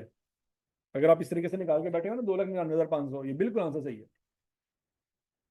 बस आपने assumption क्या लेनी है कि जो सेल रिटर्न है वो सबसे लेटेस्ट जो सेल की थी ना उसी में से वापस आई है। ठीक है जी। तो सबसे लेटेस्ट जो रेट है वो 500 नहीं है। सबसे लेटेस्ट रेट कौन सा है, देखो यही दो रेट है ना जो आपने इशू किए हैं, ये तो अभी इशू ही नहीं हुआ। ये 700 वाला रेट वाला कोई एक यूनिट भी इशू नहीं हुआ था, वो तो पड़ा हुआ वैसे कि वैसे। जो इशू किए हैं वो 500 वाले किए हैं या 300 वाले किए हैं। तो जब वापसी होगी तो हम क्या assumption लेंगे, 500 वाले वापस आए, 300 वाले वापस आए, लेटेस्ट हमने जिस रेट पे इशू किए तो वही वापस आए। उसके मुताबिक अगर आप ये assumption ले लेंगे तो आपने अगर इस तरीके से आंसर निकाला हुआ है वो बिल्कुल ठीक। हजम शुद्ध। आप स्टॉक कार्ड बना ले, कोई मसला नहीं, तसल्ली से स्टॉक कार्ड बना ले। जो मैंने आपको बात बताई उसी से बनाएंगे, आपका आंसर 2,99,500 ही आए। कैसे, जरा देखो। यहाँ पे बच्चों, यहाँ पे 46,000 लिखा हुआ है ना, कितना लिखा हुआ है, 46। मैं कह रहा हूँ 46 की जगह क्या लिखो कि फटा कितने का है, 16,000 का है। तो इसमें 16,000 एडजस्ट करके देखो।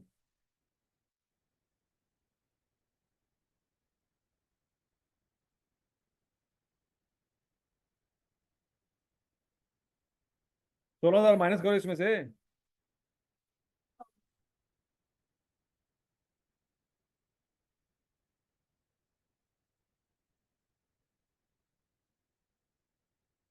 ये आपने सही लिखवाया मुझे, ये ऐसे जब बड़ा करक हुआ पे थोड़ा देख लो।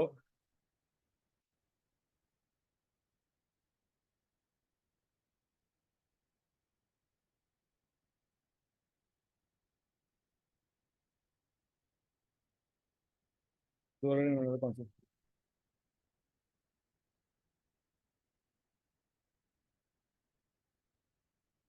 अच्छा, यहाँ पे भी मेरा ख्याल है कोई बड़ा करक है। हाँ, ये जो चोरी हुए हैं ना, ये जो चोरी हुए हैं यूनिट, इसके ऊपर भी वो रेट कौन सा लगा रहा है, 500 वाला। तो हमने ये रेट नहीं लगा, क्योंकि ये वाले यूनिट तो हमारे साथ इशू हो चुके हैं। इसकी वजह से भी थोड़ा बहुत फर्क आएगा। बहरहाल खैर है, आप इस स्टॉक आउट को बनाओगे बच्चों, आपका आंसर 2,99,000 ही आएगा, 2,99,500 ही आएगा। घर जाके ट्राई कर लेना सवाल, ठीक है, आ जाएगा आंसर, कोई मसला ही नहीं। बहरहाल क्या आंसर आ जाएगा बच्चों, 2,99,500। ठीक हो गया। अब आपके यूनिट कितने पड़े हैं, 565। एनआरवी क्या है, 150। तो बच्चों टोटल एनआरवी क्या आ जाएगी, 84,750। लोअर वैल्यू कौन सी है, 84,750। तो यही वैल्यू आपने बैलेंस शीट में रिकॉर्ड करनी। और समझ लगी बात है, यही वैल्यू आपने बैलेंस शीट में रिकॉर्ड करनी। इस सवाल में उसने क्या क्या मांगा था, क्लोजिंग स्टॉक, और क्या मांगा था, कॉस्ट ऑफ सेल। निकाल लेंगे cost of sale. Opening stock आपके पास है, मैंने आपको वैसे बताया हुआ है। परपेचुअल सिस्टम में बच्चों, परपेचुअल सिस्टम में जो इशू वाला कॉलम होता है उसका टोटली क्या होता है, कॉस्ट ऑफ सेल होता है। तो आप अगर स्टॉक कार्ड बना के बैठे हुए हैं तो आपका जो इशू का कॉलम होगा वही आपका क्या होगा, कॉस्ट ऑफ सेल होगा। ठीक हो गया।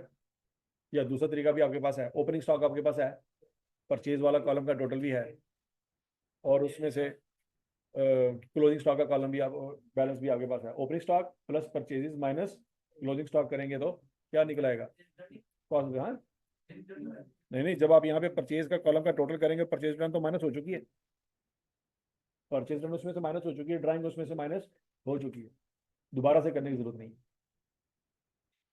ठीक हो गया। तो हजम शुद्ध जो है बस। हट। हाँ जी, और थोड़ी सी थ्योरी है बस, और कुछ नहीं है। और सुन लो, सुन लो।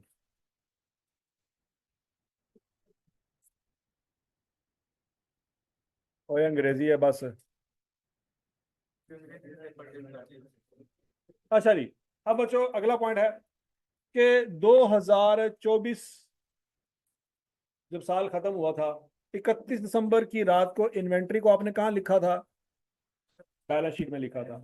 ये एसेट मान रहे थे कि एक्सपेंस मान रहे थे, एसेट मान रहे थे। तो 2025 में क्या होगा, ये इन्वेंट्री सेल हो जाएगी।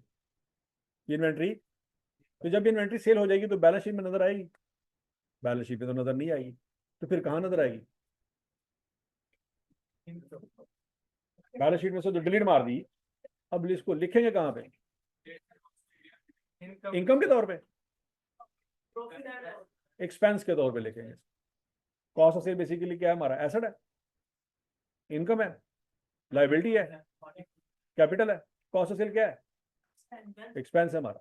क्या है, जो इन्वेंट्री 2024 की रात को आपकी बैलेंस शीट में थी एसेट के तौर पे, वो इन्वेंट्री 2025 में एसेट के तौर पे नजर नहीं आएगी। कहाँ चली जाएगी वो, एक्सपेंस में चली जाएगी। उस एक्सपेंस का नाम क्या है, बोलो बोलो बोलो, मुंह मुंह फुटने से जरा प्रैक्टिस हो जाती है मुंह की। हाँ जी, कहाँ जाएगी, कॉस्ट ऑफ सेल कौन सा अकाउंट है, एक्सपेंस अकाउंट है। प्रॉफिट लॉस में सिर्फ दो ही अकाउंट जाते हैं, कौन कौन से, एक इनकम जाता है, दूसरा तो कॉस्ट ऑफ सेल। फिर क्या है, अगर इनकम नहीं है तो फिर क्या होगा, एक्सपेंस होगा। लाइबिलिटी तो नहीं ना हो सकता, एसेट भी नहीं हो सकता, और कैपिटल तो बिल्कुल भी नहीं हो सकता। समझ लगी। तो भी यही बात कर रहा है कि जो इन्वेंट्री 2024 में आपके पास बैलेंस शीट में है, 2025 में उसके साथ क्या सलूक करोगे। वो कहता है रिकॉग्निशन एज एन एक्सपेंस, उसको 2025 में एक्सपेंस मान लेंगे। क्या मान लेंगे, क्यों मान लेंगे, एक्सपेंस की डेफिनेशन पढ़ो क्या है, ऐसी चीज जिसका फायदा उठा चुके हैं वो क्या बन जाती है। तो जब ये इन्वेंट्री बेच दी, पैसे ले लिए, तो फायदा ले चुके सनम, तो फिर वो क्या बन जाएगा, एक्सपेंस। तो ये इन्वेंट्री अब हमारा एसेट नहीं रहा, ये क्या बन गया, एक्सपेंस हो। ठीक है जी। तो यही वो बात कर रहा है कि इन्वेंट्री एसेट है, इसको एक्सपेंस कब बनाओगे। हम कहेंगे 2024 में तो ये एसेट है, लेकिन 2025 में ये क्या बन जाएगा, एक्सपेंस बन जाएगा। किस किस सूरत में एक्सपेंस बन जाएगा, हम कहेंगे जब उसको बेच देंगे। पहली बात क्या लिखी हुई है, व्हेन इट इज सोल्ड। दिमाग में आ गया सर, जब सेल करते तब तो इनकम होती है, वो बिल्कुल इनकम होती है, वो सेल प्राइस पे होती है। ये कॉस्ट प्राइस की बात हो रही, आपकी जो इनकम होती है वो क्या चीज होती है, वो सेल प्राइस होती है। ये हम किसकी बात कर रहे हैं, कॉस्ट प्राइस की बात कर रहे हैं। अच्छा जी, दूसरा, उसके अलावा कब आपका एक्सपेंस होगा, मतलब पूरा साल सेल ही नहीं हुई इन्वेंट्री, 2024 में आपके पास 2 लाख रुपए की इन्वेंट्री पड़ी हुई थी। कितने की पड़ी हुई थी, 2 लाख रुपए एसेट था आपके पास। क्या था, तो ये एसेट 2025 में गायब हो जाएगा। किस किस सिचुएशन में, नंबर 1 बेच दिया तो भी तो गायब हो जाएगा ना। Number 2 write down and losses. Write down से क्या मुराद है बच्चों, किसी भी वजह से राइट डाउन, राइट डाउन से मुराद है उसकी वैल्यू में कमी आना, डैमेज हो गया, एनआरवी लॉस। ठीक हो गया, या चोरी हो गया, क्या हो गया, चोरी हो गया तो भी लॉस है। डैमेज हो गया, लॉस है। चोरी हो गया, लॉस है। एक्सपायर हो गया, पड़ा तो हुआ है लेकिन एक्सपायरी डेट गुजर चुकी है, तो वह किसी को बेच सकते हैं? नहीं बेच सकते। बेचेंगे तो क्या होगा? अगर एक्सपायर्ड प्रोडक्ट बेचेंगे तो क्या होगा? कंपनी बंद हो जाएगी। 2 लाख का माल वेचते वेचते 2 अरब का जुर्माना पवा लिया। एक तो कंपनी बंद हो गई, दूसरा जिन्होंने बंदे ने खादा सी वो मर गया, ਉਹਦੇ ਵਾਰਸ ਵੀ ਬਾਹਰ ਕੰਪਨੀ ਦੇ ਬਾਹਰ ਖਲੋਤੇ ਹੋਏ ਨੇ। ਉਹ तो हुकूमत आ गई, नाल मीडिया आ गया। हुकूमत की वैसे कोई इज्जत नहीं है, इज्जत बनाने वास्ते उन्होंने तानू ठोक दिता पड़ गया कि ये देखे नाजरीन, हम इन दरिंदों को बंद करने जा रहे हैं। तुसी कहेंगे साढ़े तो बड़े तो तुसी हो। समझ आ रही कि नहीं आ रही? लेकिन उन्होंने अपनी इज्जत बनाने के लिए हमें वो जलील कर देंगे। और समझ आ गई कि नहीं आ गई? सारा मीडिया बाहर खड़ा होगा। तो एक्सपायर्ड प्रोडक्ट हम नहीं बेच सकते। तो यूनिट बेचा नहीं है फिर भी नुकसान हो गया, कैसे? तो डैमेज भी नहीं हुआ, चोरी भी नहीं हुआ, बेचा भी नहीं, एक्सपायर होने पे भी क्या हो जाएगा? नुकसान हो जाएगा। हजम शुद्ध। रिवर्सल ऑफ राइट डाउन, ये भी बच्चों हो सकता है। रिवर्सल ऑफ राइट डाउन ये कैसे हो सकता है बच्चों? अज्यूम करो पिछले साल आपने एक यूनिट पड़ा हुआ था आपके पास, वो 1 लाख रुपए का था। कितने का था? 1 लाख रुपए का था। और आपने एनआरवी का अंदाजा लगाया, कितनी एनआरवी होगी? 80,000। तो आपने किस पे रिकॉर्ड किया उसको? ये 2024 की बात हो रही है। तो आपने 20,000 रुपए का लॉस रिकॉर्ड कर लिया। कितने का लॉस रिकॉर्ड कर लिया? 20,000 का। अगले साल 2025 का साल पूरा साल पड़ा रहा, इन्वेंट्री सेल ही नहीं हुई। इन्वेंट्री सेल नहीं हुई, तो अभी आपके पास पड़ी हुई है ना इन्वेंट्री। फिर अगले साल प्रॉफिट लॉस में तो नहीं जाएगी क्योंकि सेल ही नहीं हुई। वो बैलेंस शीट में जाएगी अगले साल में। और जाएगी कि नहीं जाएगी? जाएगी। उस वक्त कॉस्ट तो आपकी 1 लाख ही है, कॉस्ट आपकी क्या है?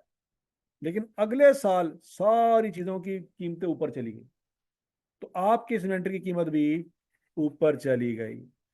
अब एनआरवी क्या है? 90,000। अब लोअर ऑफ कॉस्ट एनआरवी का जब कंपैरिजन करेंगे तो नुकसान कितना होना चाहिए? 10,000। लेकिन हम तो नुकसान ऑलरेडी रिकॉर्ड करके बैठे हुए हैं। कितना? 20,000 पिछले साल में।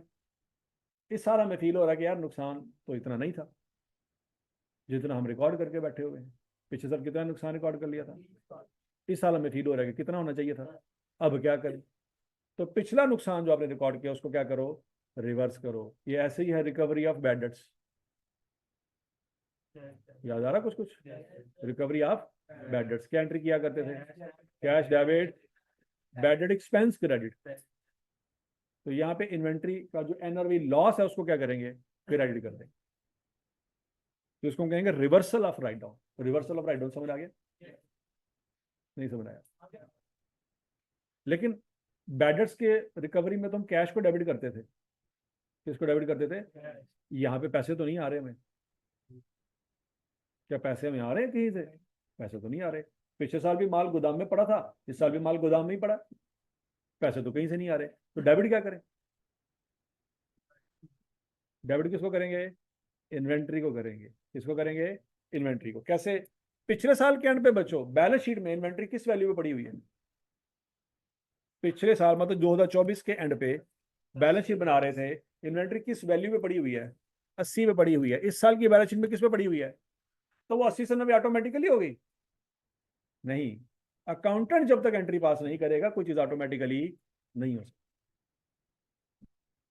तो अकाउंटेंट ने एंट्री पास करनी है, क्या वो करेगा? इन्वेंट्री डेबिट कितने से? 10,000 से। और एनआरवी लॉस क्रेडिट कितने से? 10,000 से। ये एंट्री पास करेगा। इसको कहते हैं रिवर्सल ऑफ राइट डाउन।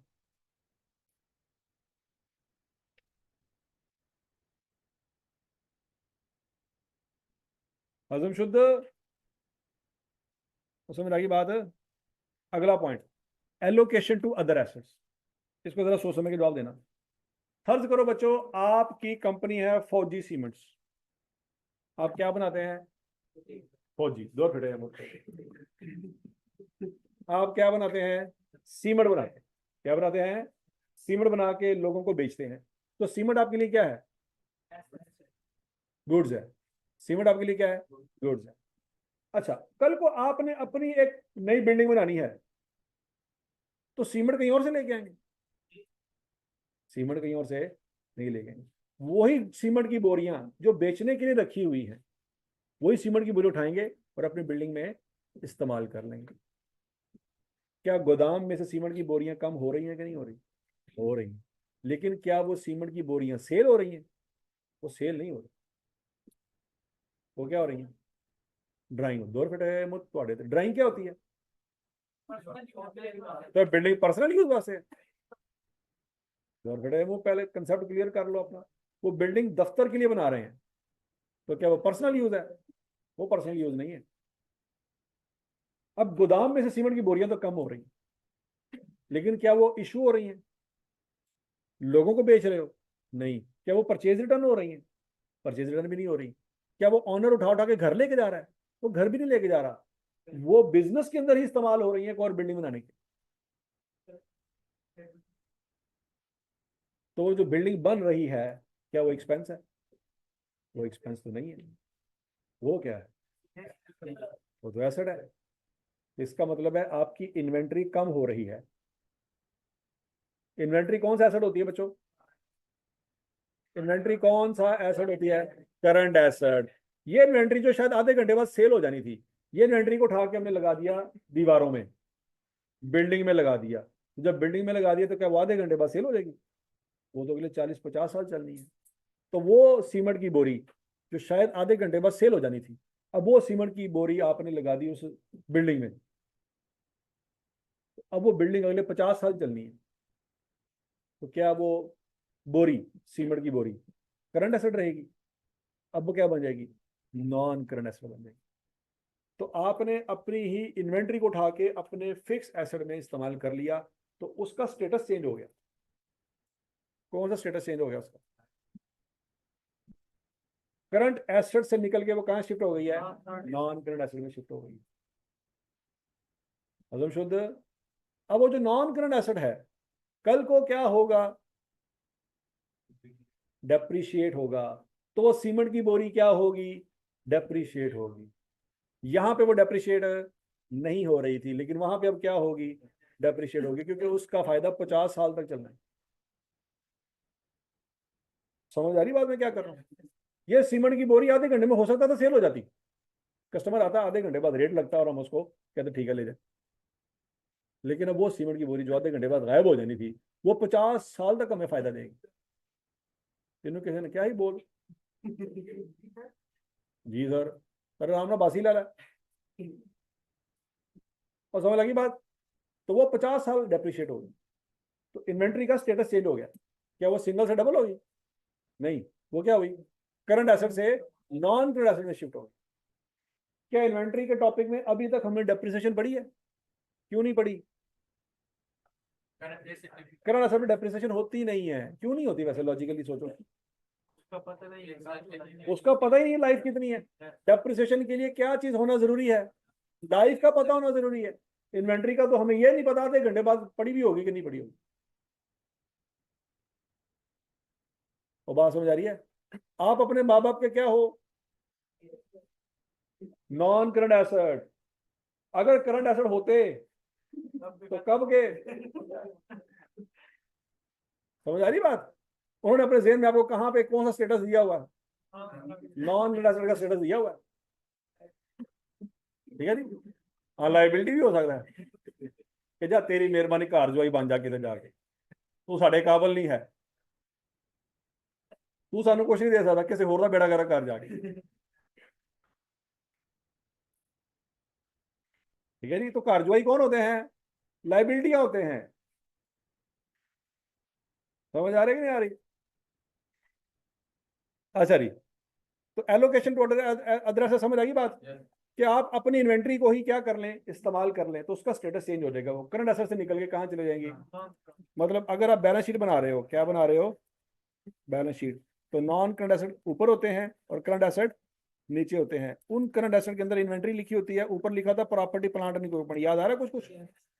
तो इन्वेंट्री की वैल्यू में से निकल के कोई वैल्यू ऊपर प्रॉपर्टी प्लांट इक्विपमेंट में चली जाएगी।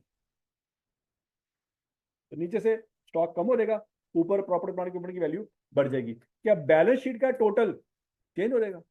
नहीं, चेंज नहीं होगा, नीचे से वैल्यू ऊपर चली गई। बिल्डिंग की कॉस्ट डेफिनेटली। और समझ आ गई है ना? नीचे 2 लाख रुपए की बोरियां पड़ी हुई थी, वो उठाई, बिल्डिंग में इस्तेमाल हो गई हैं, तो ऊपर प्रॉपर्टी प्लांट इक्विपमेंट की वैल्यू में 2 लाख रुपए क्या कर देंगे? जमा कर देंगे, नीचे माइनस कर देंगे। टोटल चेंज होगा, बैलेंस शीट के टोटल में कोई मसला। क्या ये प्रॉफिट लॉस में कोई 1 रुपया भी जाएगा? नहीं जाएगा। क्यों? मैंने कब कहा एक्सपेंस हो?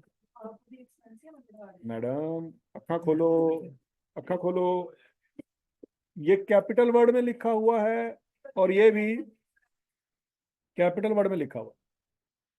ये एक टॉपिक है और ये दूसरा टॉपिक। अल्लाह भला करे।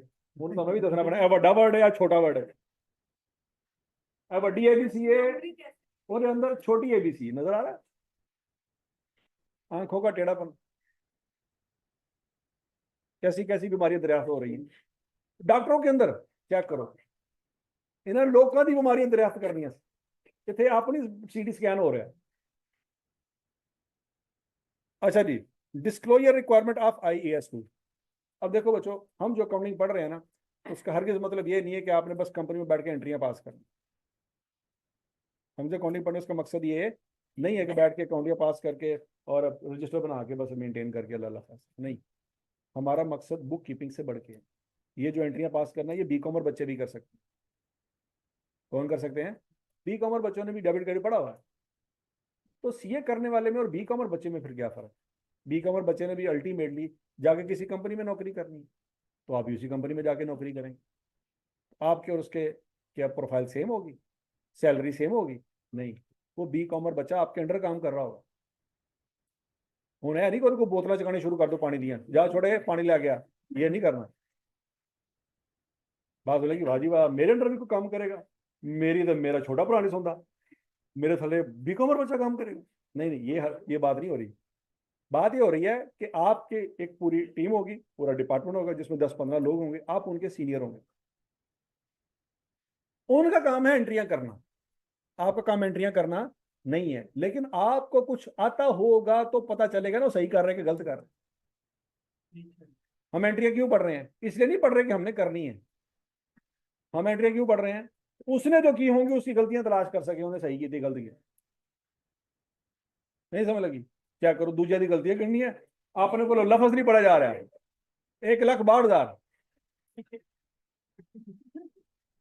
और BCom के गद्दर फिटे मत करे। केड़ा स्कूलों CA कीता पहले दस ना जरा, नाल मैनू भी गायबाना जलील कराता भाई। ठीक है, आने जाने बरकत मार के नंग का वेदा आएगा। अच्छा ए कॉलेज है जिथों मेरा बॉस पढ़ के जलील हो रहा है। ठीक है, ये बात याद रखें, आपने सीनियर बनना है, लेकिन जूनियर की नजर में इज्जत उसी वक्त होगी जब आपको जूनियर से ज्यादा आता होगा। ਜਦੋਂ ਨੂੰ ਪਤਾ ਲੱਗ ਗਿਆ ਨਾ ਕਿ ਇਹਨੂੰ ਕੱਖ ਨਹੀਂ ਆਂਦਾ, ਓਏ ਹੋ ਤੁਹਾਨੂੰ ਉੱਥੇ ਉੱਥੇ ਜ਼ਲੀਲ ਕਰੇਗਾ ਨਾ, ਤੁਹਾਡੀ सोच है। नहीं समझ आ रही? सवाब समझ के आपकी चुगलियां किया करेगा, लोगों से स्टेटस लाया करेगा, मेरा boss dash, fill in the blanks आप ही कर लो। समझ आ रही कि नहीं आ रही? वो हर किसी को बताएगा, जिसका इंटरेस्ट नहीं भी ना होगा उसको भी बताएगा, यार साडा बॉस एक एडा ही डैश किस्म का इंसान है ना, ਉਹਨੂੰ बोलना भी नहीं आता। चेक करो किस्मत, शक्लों दी देखो, करतूतां देखो, ते गड्डी दी है कंपनी ने। मैं मोटरसाइकिल ते आना, ਉਹਦੇ ਕੋਲ गड्डी है, काम सारा मैं करदा। बात समझ लगी नहीं लगी? तो कभी कभी आपको उसकी आंखों में से नजर आ जाएगा कि मेरे बारे में की गाला गडन है। तो इज्जत उसी सूरत में है जब आप क्या कर सके, उसकी चीजों को ठीक कर सके, बजाय इसके कि वो थोड़ी चीजें ठीक कर रहे हैं। तो समझ आ रही नहीं आ रही? तो आपके बारे में सिर्फ आपको नहीं पता होगा, कंपनी के बाकी 999 लोगों को पता होगा इन्हों कख नहीं आता, गल्लां ही ने बस। पता नहीं साढ़े बॉस, साढ़ा जरा कंपनी का चेयरमैन सी, वो अन्ना हो गया सी, उन्हें तो इंटरव्यू करके इन्हों रख लिया, इन्हों तो बोलना नहीं आता, गड्डी दी है, बल्कि इन्हों बंदा गड्डी के थले दे, इन्हों गड्डी दी हुई। समझ आ रही? ये सारी बातें आपके बारे में उसने क्या नहीं है। अगर आपके मुंह से 1,62,000 निकल गया, ठीक है जी। अच्छा, वापस आए टॉपिक पे। तो बच्चों, आपके जो जूनियर्स होंगे, जिन्हों बी कॉमर्स होंगे या एम कॉमर होंगे, उन्होंने करनी है एंट्रियां, एमबीए भी उसके अंदर मौजूद हो सकते हैं। आपने उनको क्या करना है, गलतियां वगैरह ठीक कर आके प्रेजेंट करना है। अल्टीमेट क्या करना है, प्रेजेंट करना है। तो प्रेजेंटेशन में आपने जो एक्स्ट्रा काम देखना है, जो वो नहीं देख रहे होंगे वो आपने देखना है। वो ये देखना है कि क्या क्या चीजें हमने प्रेजेंट करनी है, क्या क्या चीजें हमने लोगों को बतानी है। तो ये बातें कुछ बताई हुई हैं कि ये चीजें आपने डिस्क्लोज करनी। डिस्क्लोजर से मुराद ये है कि आपने क्या क्या चीजें बतानी है, क्या क्या चीजें नहीं बतानी। डिस्क्लोजर से क्या मुराद है, क्या बताना है? डिस्क्लोज से वर्ड निकला है डिस्क्लोजर, कि आपने एंट्रियां तो हो गई, कॉस्ट की कैलकुलेशन भी हो गई, एनआरवी भी निकल आई, फाइनल वैल्यू भी निकल आई। हूँ अगे की करना है, अगे ये करना है बच्चों, अकाउंटिंग पॉलिसी बतानी है adopted in measuring inventories including the cost formula use. आपने अकाउंटिंग पॉलिसी बतानी है, परपेचुअल सिस्टम है कि पीरियोडिक है, ये अकाउंटिंग पॉलिसी है। तो बात लगी है, फाइफो मेथड है या वेटेड एवरेज मेथड है, क्योंकि आप दोनों में से कोई एक फॉलो कर रहे होंगे ना। अब दोनों अलाउड है, वेटेड एवरेज भी अलाउड है और फाइफो भी अलाउड है, तो दोनों में से कोई एक पकड़ के बैठे होंगे ना, आप दोनों थोड़ी पकड़ के बैठे होंगे। तो जो आप फॉलो कर रहे हैं ना, वो बताओ लोगों को कि भैया हमने ये वाला फार्मूला लगाया। नहीं समझ आ रही? अगर ये नहीं करोगे तो लोग आपस में लड़ पड़ेंगे। लड़ कैसे पड़ेंगे? फॉर एग्जाम्पल, दोस्त दोस्त हैं, एक है मिस्टर ए और एक है मिस्टर बी। मिस्टर ए ने पेप्सी कंपनी के शेयर लिए हुए हैं और मिस्टर बी ने कोक के शेयर बाय किए हुए हैं।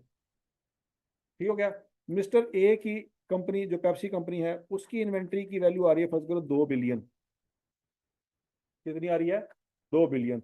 कोका कोला कंपनी की इन्वेंट्री आ रही है फर्ज करो जी 1.5 बिलियन। ठीक है जी। तो कोका कोला कंपनी वाला इनको ताने मार रहा है, असना तेरी कंपनी की इन्वेंट्री बड़ी पई है, लगता सेल कोई नहीं हो रही आजकल ਤੁਹਾਡੀ। ਪੈਪਸੀ ਵਾਲਾ ਵੀ ਜ਼ਲੀਲ ਹੋ ਰਿਹਾ ਹੈਗਾ ਕਿ ਯਾਰ ਮੈਂ ਕਿਹਦੇ ਨਾਲ ਬਹਿ ਕੇ ਸ਼ੇਅਰ ਪਰਚੇਸ ਕਰ ਲਾਂ। ਇਹਨਾਂ ਦੀ ਇਨਵੈਂਟਰੀ ਘੱਟ ਹੈ, ਸਾਡੀ ਇਨਵੈਂਟਰੀ ਵੱਧ ਹੈ, ਪਤਾ ਨਹੀਂ ਅਗਲੇ ਸਾਲ ਭਾਵੇਂ ਡੋਬੀ ਨਾ ਜਾਏ ਕੰਪਨੀ। ਇਹਨਾਂ ਦੀ ਇਨਵੈਂਟਰੀ सेल ही नहीं हो रही, लोग पेप्सी नहीं पी रहे, कोक पी रहे हैं। तो ये क्या करेगा, अपने शेयर बेच के किसके शेयर परचेज कर लेगा? कोक के शेयर परचेज। समझ रही बात? Yes, sir. ना मिस्टर ए ने सीए किया है ना मिस्टर बी ने सीए किया, दोनों वेले ने खट्टू। माँ प्यो का पैसा से शेयर चला रही था, अल्लाह फैसल घर वेले बैठे। तो बात समझ आ रही कि नहीं आ रही? अब अगर जो टेक्निकल बंदा होगा ना, वो अगर इनको बताए कि भाईजान पेप्सी कंपनी ने फाइफो मेथड फॉलो किया है जबकि कोक ने वेटेड एवरेज फॉलो किया है, अगर कोका कोला कंपनी भी फाइफो फॉलो करती तो उसकी इन्वेंट्री भी 2 बिलियन के करीब करीब होती। इन्वेंट्री में ज्यादा या कम होना मसला नहीं है। आप ये तो पहले देखो मेथड कौन सा है। फाइफो मेथड लेटेस्ट प्राइसेस पे इन्वेंट्री पड़ी होगी तो क्या आएगी, वैल्यू ज्यादा ही आएगी। और उसने वेटेड एवरेज फॉलो किया, उसकी इन्वेंट्री कम ही आनी है क्योंकि पुरानी प्राइसेस कम थी। तो मेथड तो देखो पहले कौन सा है। तो थोड़ी सी डिटेल में जाओगे तो बातें समझ आएंगी। तो वो डिटेल आपने लोगों को प्रोवाइड करनी है ताकि वो आधी इंफॉर्मेशन की बेस पे डिसीजन ना कर रहे हो। पॉइंट समझ आ गया? तो कोई बंदा इनको मशवरा देगा, कोक वाले भाई को भी और पेप्सी वाले भाई को भी, कि यार अपनी फाइनेंशियल में खोलो, खोलेंगे। वो कहेगा पॉलिसी, अकाउंटिंग पॉलिसीज में जाओ। वो अकाउंटिंग पॉलिसी में जाएंगे, कहेंगे वहां पे देखो इन्वेंट्री की पॉलिसी क्या फॉलो की है। ये पढ़ेगा, वो कहेगा यार यहाँ पे तो फाइफो लिखा हुआ है। वो पढ़ेगा, वो लिखेगा यार यहाँ पे तो वेटेड एवरेज लिखा हुआ है। तो मैं क्या, थोड़ी basis of measurement he same नहीं है, तो इन्वेंट्री की तो सेम आनी। पॉइंट समझ आ गया कि नहीं आ गया? तुम ये इस इन्वेंट्री पे ना लड़ो कि वो इन्वेंट्री ज्यादा पई है तो इन्वेंट्री घट पई है, आपकी कैलकुलेशन मेथड ही सेम नहीं है, तो आप कंपैरिजन नहीं कर सकते। पॉइंट समझ लग गया? लेकिन अगर ये बात नहीं बताएंगे आप, ये बात लोगों को नहीं बताएंगे तो लड़ पड़ेंगे आप। पदम शुद्ध point, the total carrying amount of inventory and the carrying amount in classification appropriate to the entity. वो कहता है टोटल आप इन्वेंट्री की वैल्यू बताओ 2 बिलियन। फिर उसके बाद वो कहता है क्लासेस बाय क्लासेस इन्वेंट्री की वैल्यू बताओ। क्लासेस बाय क्लासेस से क्या मुराद है? देखो पेप्सी कंपनी सिर्फ पेप्सी नहीं बेचती। क्या पेप्सी कंपनी सिर्फ पेप्सी बेचती है? नहीं, और क्या बेचती है? वो 7 अप भी बेचती है। और क्या बेचती है? वो पानी बेचती है, स्टिंग बेचती है, वो जूस बेचती है, स्लाइस, ठीक हो गया, वो लेस बेचती है, कुरकुरे बेचती है, वेवी बेचती है, ठीक है जी, बहुत सारी उसकी प्रोडक्ट्स हैं। पॉइंट समझ आ गया कि नहीं आ गया? तो वो इतना कुछ बेचती है, तो ये दूसरी लाइन कह रही है कि भाईजान टोटल इन्वेंट्री की वैल्यू तो बतानी है आपने, आपने प्रोडक्ट वाइज भी अलग अलग क्लासिफिकेशन करके इन्वेंट्री की वैल्यू बतानी है कि तुम्हारे पास लेस कितने पड़े हुए हैं, कुरकुरे कितने पड़े हुए हैं, स्लाइस का जो जूस है वो कितना पड़ा हुआ है, स्टिंग बोतल का इन्वेंट्री कितनी है, पेप्सी की इन्वेंट्री कितनी है, फिर पेप्सी में पंगे हैं, 1.5 लीटर वाली, 2.25 लीटर वाली, 1 लीटर वाली, हाफ लीटर रेगुलर, कैन अलहदा, वो बात समझ है। तो हर किसी की कैटेगरी आपने अलग अलग बतानी। हजम शुद्ध। Point number 3, the amount of inventory recognise as expense during the year, कितनी इन्वेंट्री है जो during the year cost of sale में भेजी है। रिकॉग्नाइज एज एक्सपेंस से क्या मुराद है, वो इन्वेंट्री जो सेल कर दी वो कहाँ गई होगी, कॉस्ट ऑफ सेल में, वो कहता है कॉस्ट ऑफ सेल की वैल्यू बताओ। समझ लगी? The amount of any write down of inventory recognise as expense in the period, NRV loss की बात कर रहा है वो। राइट डाउन से क्या मुराद है, नुकसान हुआ है कोई, जो चीजें बेच दी हैं उसको कॉस्ट ऑफ सेल में लिखा है, तो ये राइट डाउन नहीं है। राइट डाउन किसको कहते हैं, जो नुकसान हुआ उसको राइट डाउन कहते हैं। क्या कॉस्ट ऑफ सेल नुकसान है, एक्सपेंस तो है लेकिन वो नुकसान नहीं है। नई बात होने लगी, आप हॉस्टल के पैसे दे रहे हो, क्या ये नुकसान है, ये एक्सपेंस है। नुकसान क्या हुआ, सब घर चले जाए। अब ताले मार के घर चले जाओ 6 महीने और हॉस्टल का रेंट देते जा रहे हो, तो ये एक्सपेंस नहीं है, फिर ये फिर क्या है, ये नुकसान है, क्योंकि आप उसका फायदा नहीं ले रहे। नुकसान और एक्सपेंस में फर्क समझ आ रहा है दोनों ही अल्टीमेटली एक्सपेंस, लेकिन वो एक्सपेंस जिसका फायदा ले लिया है वो तो सच्ची मुच्ची एक्सपेंस है, लेकिन जिसका फायदा नहीं उठा सके वो नुकसान। नहीं बात लगी? मोबाइल है 5 साल इस्तेमाल किया है, एक्सपेंस हो गया, बात समझ आती है। मोबाइल है हाथ से छूटा, नीचे गिर गया, टूट गया, ये एक्सपेंस नहीं है, नुकसान है। हाँ अल्टीमेटली एक्सपेंस की कैटेगरी में जाएगा, लेकिन स्पेसिफिकली ये क्या है, ये नुकसान। बिजली का बिल पे कर रहे हो, ये क्या है, ज्यादती। दौर बेटे तेरे तेरा बिजली इस्तेमाल करने की ज्यादती हो गई, बिजली इस्तेमाल कर रहे हो, ये क्या है, एक्सपेंस है। लेकिन आपने इस्त्री लगा के छोड़ दी और सो गए, सुबह उठे तो सब, अब ये क्या है, अभी भी तो बिजली इस्तेमाल हुई है, लेकिन अब ये एक्सपेंस नहीं है, आप इसका फायदा नहीं उठा सकते, वो बिजली इस्तेमाल होती रही होती। हजम शुद्ध। तो बच्चों 4 बातें बतानी है, टोटल कितनी बातें बतानी है, पहली कौन सी है,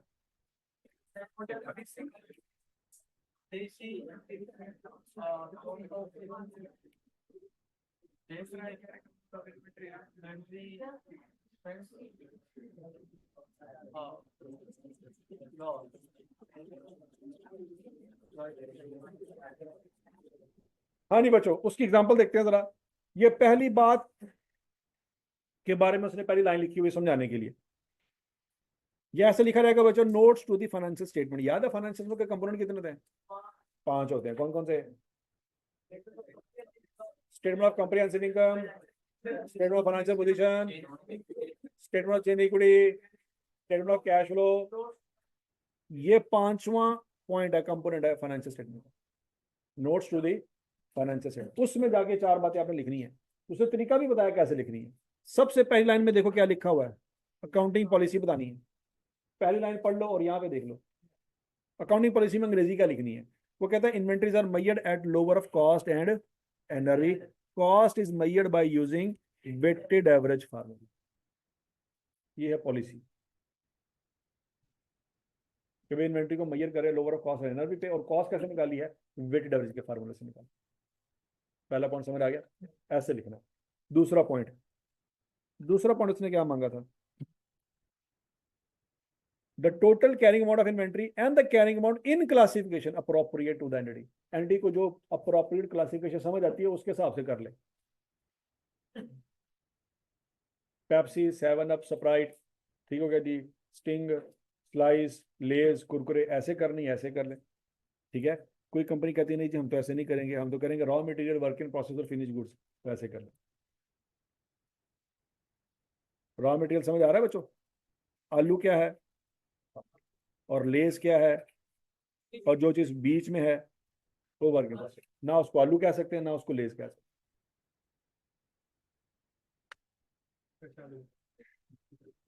ठीक हो गया नहीं? जो तुसी एस्टम विच घर हो ना, वो ही स्टेज आनी। ना आप FSC हो, ना आप CA हो।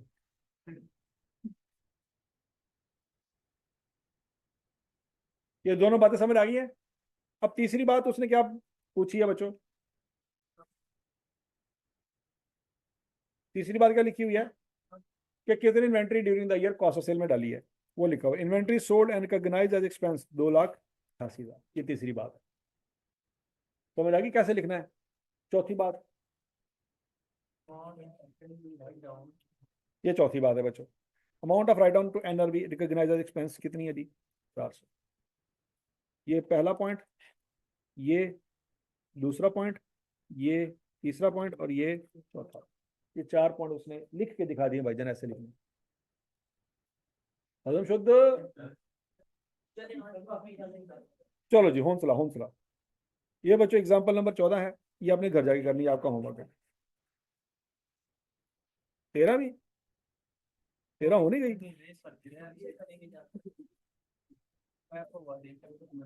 नहीं, 13 तो क्लास में हो नहीं गई।